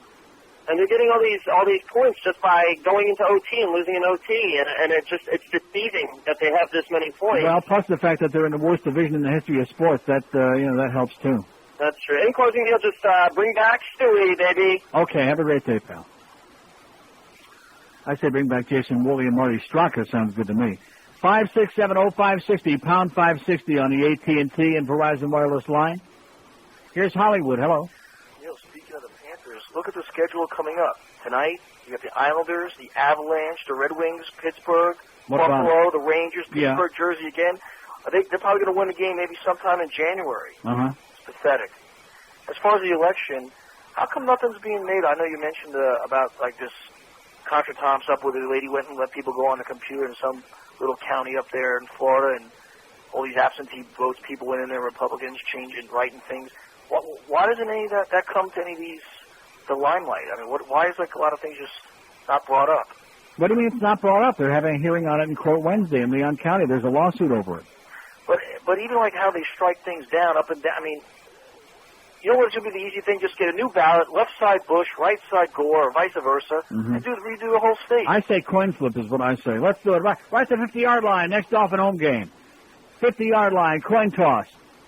And Jeb's going to bring the coin. 2 heads. Well, he says 2 heads are better than 1. Isn't that what he always says? Yeah. Or like George says, 2 bushes are better than 1. 5670560 pound 560 on the AT&T and Verizon wireless line. Al, bring us those keys yet? No. No. You know that word what was that word that I had for Gore? Disingenuous. I'm going to start using the same word for Fat Al. Disingenuous. Oh, I'm coming by with the keys and I'm bringing the Joey Buttafuoco. No, you're not.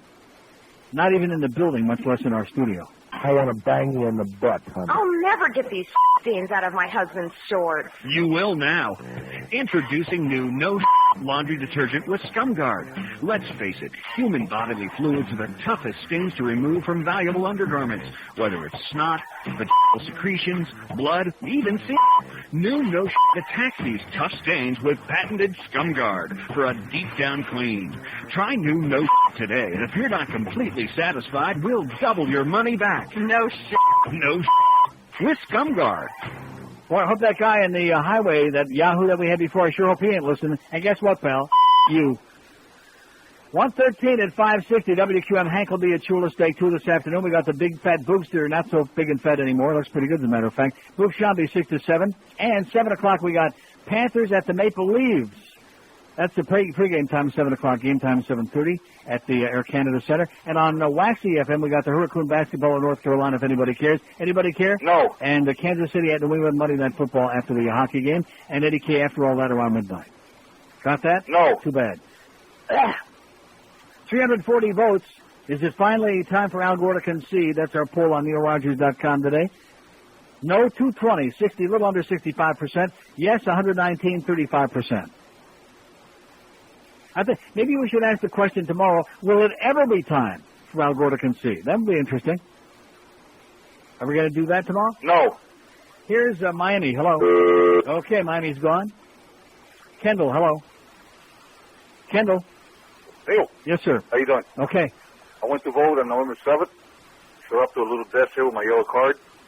And the lady says, there's a problem here. Your name appears twice on the roster. I goes, okay, so I knew it was coming. She gets a supervisor, brings it over. Sir, your name appears twice. Yeah. Ma'am, I have a son with identical name. Mm-hmm. Okay, 2 on the roster. If you look a little column on the left, there's 2 different birthdays. Right. They all walked away. Bunch of idiots working that damn viral thing. Unbelievable. You got it.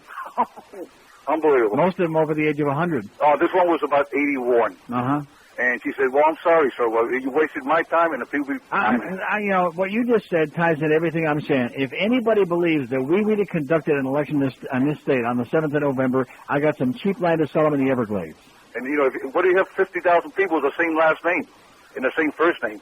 Exactly. This lady can find nowhere. There's a problem here. You can't vote twice. Ma'am, that's my son. That's an identical name. Don't confuse her with the facts, man. Anyway, bye. Good luck to us. Yeah, how many George Rodriguez's do you think are out there? That's why you should just go ahead and vote. I could. There's plenty of George Rodriguez's. It would be unscrupulous. Yeah. We could have that thing down to 929 again if you just would have voted. Sorry. Mr. Scrupulous.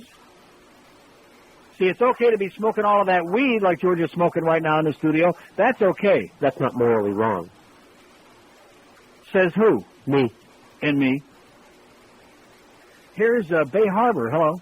Neil. Yes, sir. Hi. I got just to get off the voting nonsense. I got a story for you. You'll love about a bridge tender. I just came back from the Bay Harbor Bridge. About the bridge tender? A bridge tender. Oh. A bridge tender. I got to the bridge. The bridge was up. Yeah. Yes. Okay. 2 boats came by, and then it looked about 3 miles down, there was another bridge with a big sail up coming by, and it had to take about 15 minutes. I was in the back of this car. Uh-huh. This guy got out of his car, and he was, first of all, he was blowing his horn. And the bridge tender came out of his little house, this idiot, with his hands up. And the guy from the car said, I'm taking my wife to the hospital in an emergency. Can you please put the bridge down? And the guy said, no, you have to wait till this boat comes. Right. And it was at least, Neil, I swear to God, it was at least 15 minutes before this boat came. Uh-huh. And this poor guy got back into his car. I was expecting him to come out with a gun. And his wife was in the passenger seat. It looked like she was having a baby or something. That's my advice to anybody out there gets screwed over by a bridge tender. Shoot them in the leg. Yeah. Unbelievable. This guy came out of his little house. No, He very couldn't care less. Bridge tenders are all the same. They're militant, obnoxious little Nazis. Couldn't care less. That's right. It was unbelievable. Well, that's a good idea to start. I think you'd love this story. Thanks for the good news. Okay. Idiotic jerk. Idiotic jerk. Okay, calm down. 117 at 560. Shoot them in the leg. WQAM 5670560 pound 5. Yeah, all you rich assholes with your boats out there. I don't want to get started on that bridge tender crap again. All these hot shots with their yachts. There's nothing worse than a hot shot with a yacht. They want to back traffic up, including emergency vehicles. It's just like when the Julios got hysterical about the Coast Guard last year. Remember that? Uh-huh. Yeah. And we're blocking off the goddamn MacArthur Causeway for God only knows how long, and it's just a miracle. It's only blind luck that nobody died because the emergency vehicles couldn't get through. Because, as usual, they're pissed off and fired up and don't give a crap about anybody else. Here's a mobile in Key Largo. Hello. Hey, Neil. How you doing today? Okay. Good. I really need your help with something. So you had a caller a little while ago ask about the ballots in Seminole County and stuff.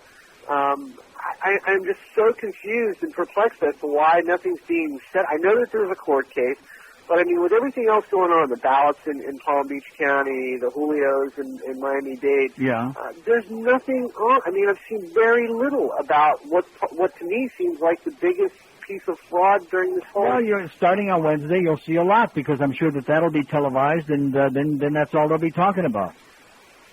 But you got to understand, there are so many different suits going on all at the same time, and then just when you think you have some idea of where we stand, then the U.S. Supreme Court voids and remands, which means they sent the decision back to the Florida Supreme Court on a recount, extending the deadline. And you know something? You have to be a rocket scientist and a very well-educated attorney to even begin to understand what the hell's going on. Yeah, but it seems to have been par for the course, this whole election. I mean, with things being left out of the media, it's obvious that the media is being selective in what they want to show and what they don't. The media is into immediacy, just like we saw about an hour ago when MSNBC was jumped the gun and put the wrong information on about saying that the U.S. Supreme Court overruled the Florida Supreme Court, and then they had to change the headline and they said trying to cover up their tracks by saying, well, we were at disadvantage, we didn't have the printed ruling. I mean, they don't get whatever is hot right now. That's what they're going to talk about. You mark my words. On Wednesday, you're going to have Seminole County coming out of your ears. Oh, good. Hey, one more thing. Yes, sir. Did you watch Clear as Smoke last night? No. You got to check it out. It's not as good as the English version, What but time, it's pretty good. is it on? It's Sunday night, 10 o'clock on Showtime. Okay. All right, man. Take it easy. See you. 5670560, pound 560. See, one thing that American TV people don't understand, the producers, all these hotshots who think that they know something, the public wants to see beautiful people. They don't want to see nerds. They don't want to see goofy people like on Survivor and Big Brother. They want to see beautiful people with as little clothes on as possible. Oh! That's what they want to see. See, the Europeans, they understand that. But America, no, they don't. They haven't gotten that yet. God forbid. Here's a mobile in Deerfield. Hello. Neil. Yes, sir. Driven from Palm Beach to Pompano, for Christ's sake. I want to get off the election, but I want to say something about the Panthers. I support that caller before the break. Back first night, Miami Arena, paying $2,600 a year for 2 seats level. Next year, $3,600. Next year, $4,600. Right. And ticket prices keep going up. And the product keeps getting worse. They get rid of McLean, and like you said, Woolley, Stu, and I haven't been to a game this year. And I don't have my season tickets. You haven't missed. And I get offered seats every week. I refuse. I watch them on TV a little bit. I can't believe what these brothers are. That's not why. Don't say that again. We had about really 15,000 in there, and I would say about 3,000 of them were Red Wing fans. And if that's what you're going to depend on, is the fans of the other teams to make the place look respectable, you're in real trouble. Right. It's just I just can't believe what's going on with the team. We do have some talent with and if you think the public is going to come to a game to see Sergei Fedorov, they wouldn't know him. They don't come to see Pavel Bure. They're sure as hell not going to come out to see Fedorov. It's because if I had any inkling of possibly going, it might have been going to see it. It's because there were 3,000 Red Wing fans there. That's why we had that many people. It's like the Ranger games. People used to go to see Messier, and people that say that they didn't do it to go see the Rangers and go see Messier are lying. I mean, he was a hell of a skater. But I'm just fed up. That's it. Sorry about the election. I think we should all just re-vote. Okay. Thanks. See you. Now, see, this guy is, his points are well taken, but the fact is that it wouldn't make any difference if we had Maurice Richard, brought him back to life, Gordie Howe, Tim Horton, Johnny Bauer, Jacques Plante, and it wouldn't make any difference. Bobby Hall, Wayne Gretzky, because the people there, 99% have never heard of any of those people. It's not a hockey town to begin with. Then you combine that with the fact that you got a boring, crappy product out there, and the fact that the public are getting, those 50 of us that really understand the game, getting highly agitated with the organization, and you got a recipe for disaster for an empty building. But they're thin-skinned, they're uptight, and anybody thinks that I'm going to go to some kind of a party or some kind of a function with people like the Murray brothers, you're whistling Dixie down a dark hole. I'll tell you that right now. It ain't going to happen. No way. And the way that they spin these guys, you know something? Maybe they're nice guys, David Neal and Mike Russo. I don't know. I never met either one of them. But you talk about being led and used and manipulated by the organization. And I've seen this. This is about the 500th time I've seen it because I get both newspapers. And you open up both papers, and they got the same storyline on the same day because the organization is putting the words in their mouth, and they're stupid enough to put it in the newspaper. Peddling to us number 44 today, to which I say, yeah, who you kidding? There is something wrong with line 1, by the way. I just mentioned that in passing. What? Okay, we get calls, but they hang up. No, we get calls, but then you put the thing up there and it doesn't show up, and then they vanish. Oh. So there is something screwed up. Hey, our phone is screwed up again, Duff. I just mentioned that in passing. Not that you really care, of course. Duff, get off this instant. Where are we going? Here's a mobile in Miami Beach. Hello. Yeah, Neil. Yes, sir. How can anybody be taking this election lightly? I don't understand it. What do you mean by that? It's different. I'm apoplectic. I'm pissed off. Yeah. I mean, you got to deal with President Moron for the next 4 years. Yeah. They're already having polls saying that he's being kept appraised once a day about what's going on. Well, he's got a lot of video games to play and a lot of naps to take. Well, he's got a nice big hole between so they can put the ring in. Yeah. He's a moron. He's being handled by the same people that handled Lee Harvey Oswald. I don't get it.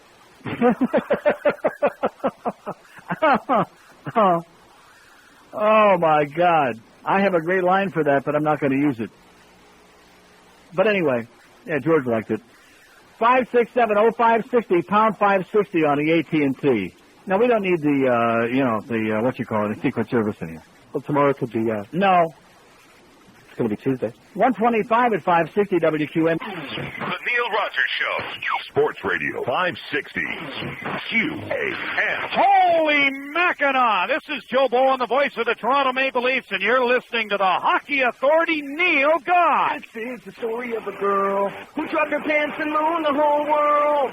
And while her butt was fine, it looked like mine, 'cause it was kind of hairy, and that's gross. How many hairs on her rear? Certainly more than on mine, it appears. And I'm gonna be so sincere. It looked like a sheep that hadn't been sheared. She had an ass like Chewbacca, hoary and brown on the rounds of her cheeks. Needed a razor, it's clear, or at least shampoo to the hair didn't reach. But why did I have to see it that day when the hair on her ass was ruining my way? The hair on the butt of a girl, well, it ain't okay. This is the story of a girl who dropped her pants and mooned the whole world. And while her butt was fine, it looked like mine, 'cause it was kind of hairy, and that's gross. Rectum. And that's gross.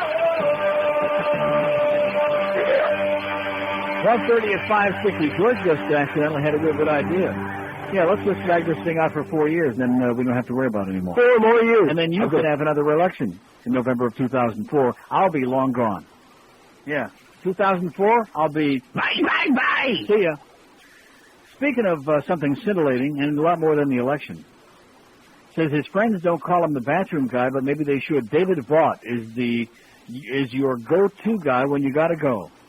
He's behind one of the web's more useful sites, besttoilets.com, which, as the name implies, lists the best toilets in several major cities.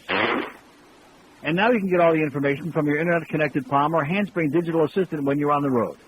On Wednesday, a company called Yada Yada, which makes a web browser for palm-based organizers, announced it's putting this information from Vaught's site on its service.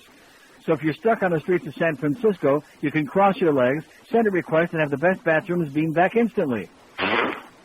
Those who prefer to plan ahead can go to his site, download, and print. A tour bus company in New York regularly hands out the list to visitors. Vaught, 37, launched the site in 1997 to learn to build web pages.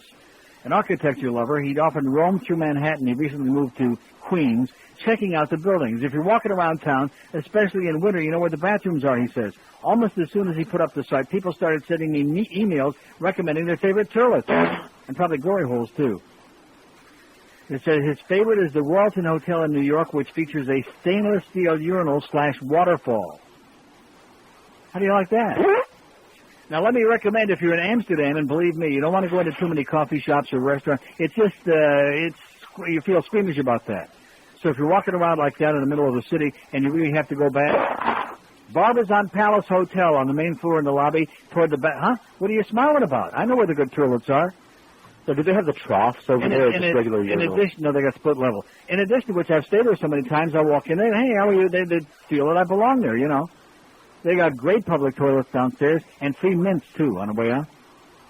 I've seen a lot of guys mints on the way out. And then the Krasnopolsky Hotel up the other end, like the Dam Rack, the Rue de Vaseline, got beautiful, way toward the back by the Japanese restaurant, by the Edo. I'm just giving out good information for people in Amsterdam who need to have an emergency run.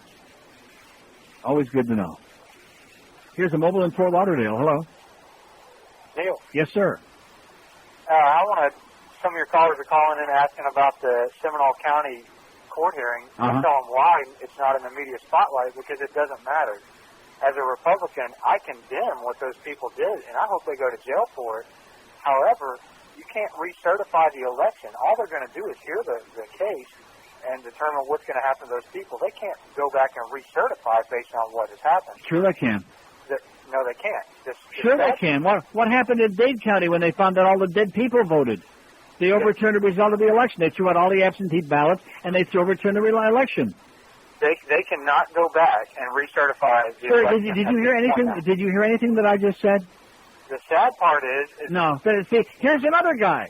Here's another Republican. He don't hear anything that I don't care who you support, what your politics are. I'm delighted to have a conversation with anybody as long as it's even almost rational. But I just love these people who just keep plowing right along, and no matter what you say, it's like they got a hearing problem.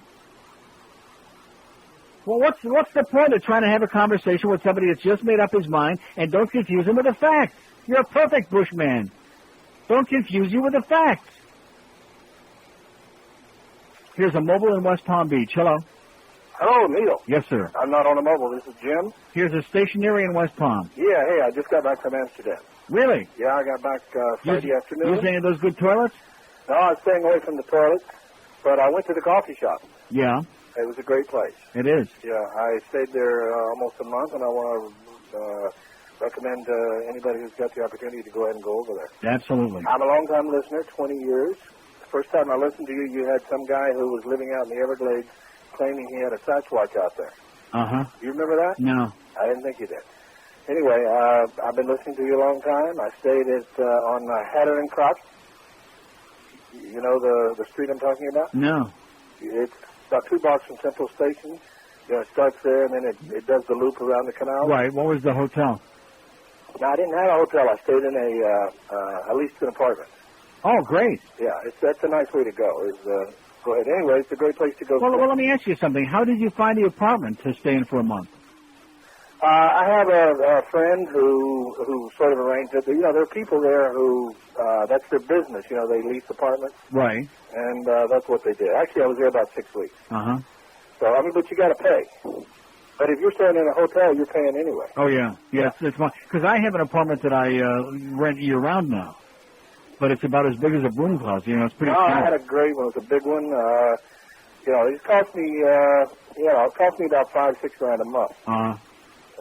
So, I mean, it was rather expensive, but I had a nice big one. You know the street? I can't speak Dutch. Right. Herrenkratz starts with an H. No. Do you know the streets at all?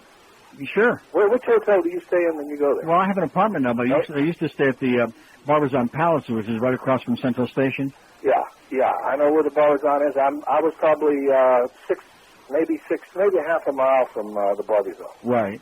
If you get a chance, I went to the physical therapist downstairs. The young lady named Marie, and she works on your back. This is a legitimate physical therapy. At the Barbizon Palace? Yes, she's down in the basement. Right. Her name is Marie. I recommend it. Okay, that's a great hotel. It is a great hotel. It is, but you do much. I don't do well in hotels if I'm going to stay very long. No, I agree with you. Yeah, what street did you get your apartment on? It's near the Prinsengracht. Okay, you know where Prinsengracht is? What number? I don't want to ask you what. I'm not going to tell you. No. Is it near Central Station? No. Okay, you're down south. Further. I'm south of about a 20-minute walk. From Central Station? From Central Station, about four stops on the tram south. Okay, I am one stop from the tram south of Central Station. Uh-huh. But If you go 1 block over from Princeton-Cross, that's Heron-Cross. Okay. So that's where I was. It's a great place. In fact, I stayed on, wait a minute, Princeton-Cross is 1 block over, There was just a big mafia killing there. I don't know, when's the last time you were there? I just got back a couple of weeks ago, about 10 days ago. Were you there when the Yugoslavia Mafia murdered the 3 people in the... No, I was there when they had the shooting, which almost never happens there, but I didn't read about who they were. It was the Mafia, Yugoslavian Mafia? Yeah, they said it was one of the guys came in with a mask on like a monkey. That was in a jewelry store, wasn't it? No, it was in the restaurant, just, 5 minutes from the Barbizon or Central Station. So, I think it's a Japanese restaurant. Ankara? Something well, like that. I don't go to Japanese restaurants anyway. I don't either. Well, it'll probably happen again in about 20 years there. Yeah. Okay, I'm glad you had a great time, pal. Okay. I'll see you on the route of Vaseline. Bye. Bye-bye. That was pretty exciting for the audience, wasn't it? No. But I liked it. Well, I don't care. I mean, if these people want to be so parochial that they want to worry about Florida, go right ahead. God, I keep trying to tell you people, get on a plane and go somewhere. Find the real world. Be like Columbus in reverse. The problem with Columbus was he was going in the wrong direction. That was the problem. If he was looking for the real world, he should have gone a little bit north. 22 before 2 at 560 WQS. Estoy estrangulando el pollo para acá.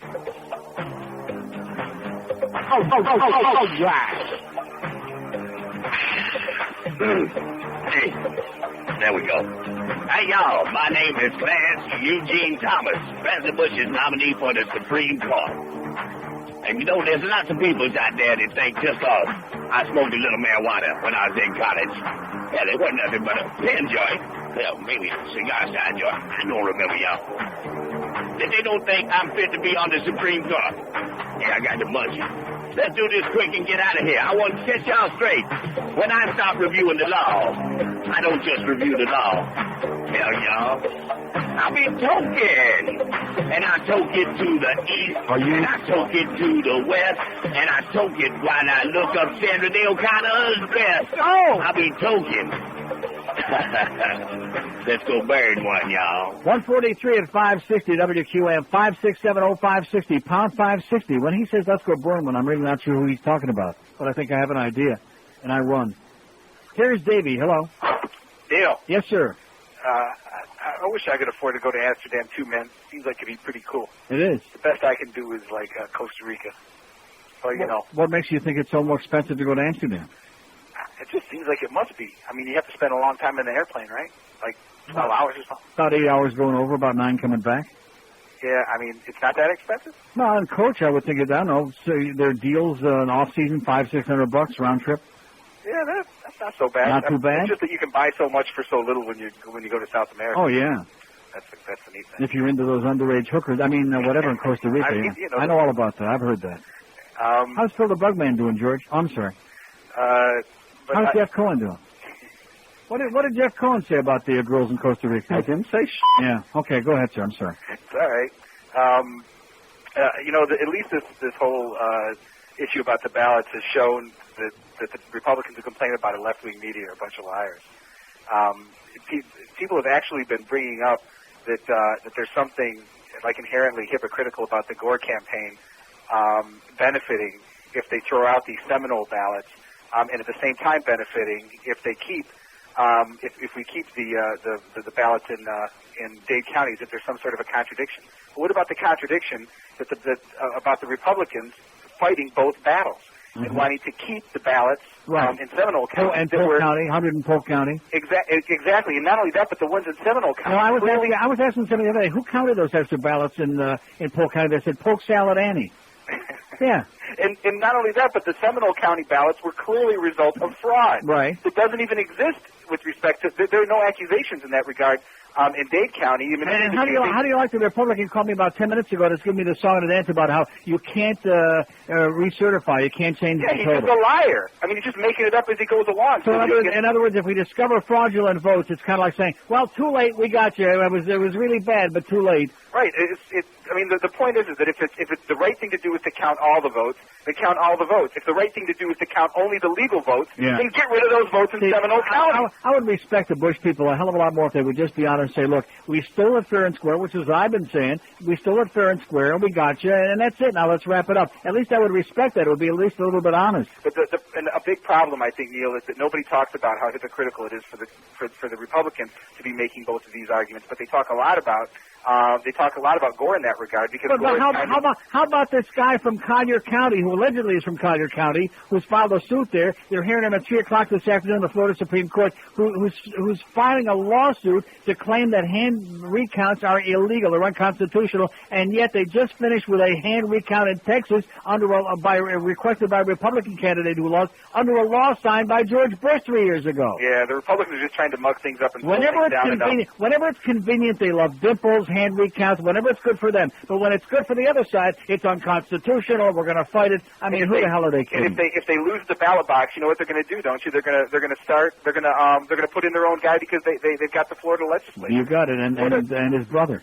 What a sham that is. And his brother's girlfriend. Exactly. Okay, good luck to us, right, pal. Thanks. I'll see you on the plane. I'll see you in Amsterdam, baby. I'll see you on the Rue de Vaseline, where the people may be a little bit rude, but at least they understand what life is all about. Even in Canada, they got a much better grasp on it and what life is all about, too. Much better. They're light years ahead of us. Eh? 5670560, pound 560 on the AT&T and Verizon wireless line. By the way, if you heard Ted David say something earlier this morning, if you thought he didn't say that. No, I forgot to mention that. If you heard Ted Davis say, he didn't really say that. I was doing Ted David's voice. Here's Miami. Hello. Yes. Hi, Neil. Yes, sir. Uncle Neil, if Bush becomes president, we'll see how much alcohol he can cough up when Saddam and he gets into the arena. Also, Lewinsky is right around the corner. Yeah. The whole world will wish they were Democrats. Okay, whatever you said. Anybody know what he said? No. But it sure was pretty scintillating. It sure gripped me for about 5 seconds.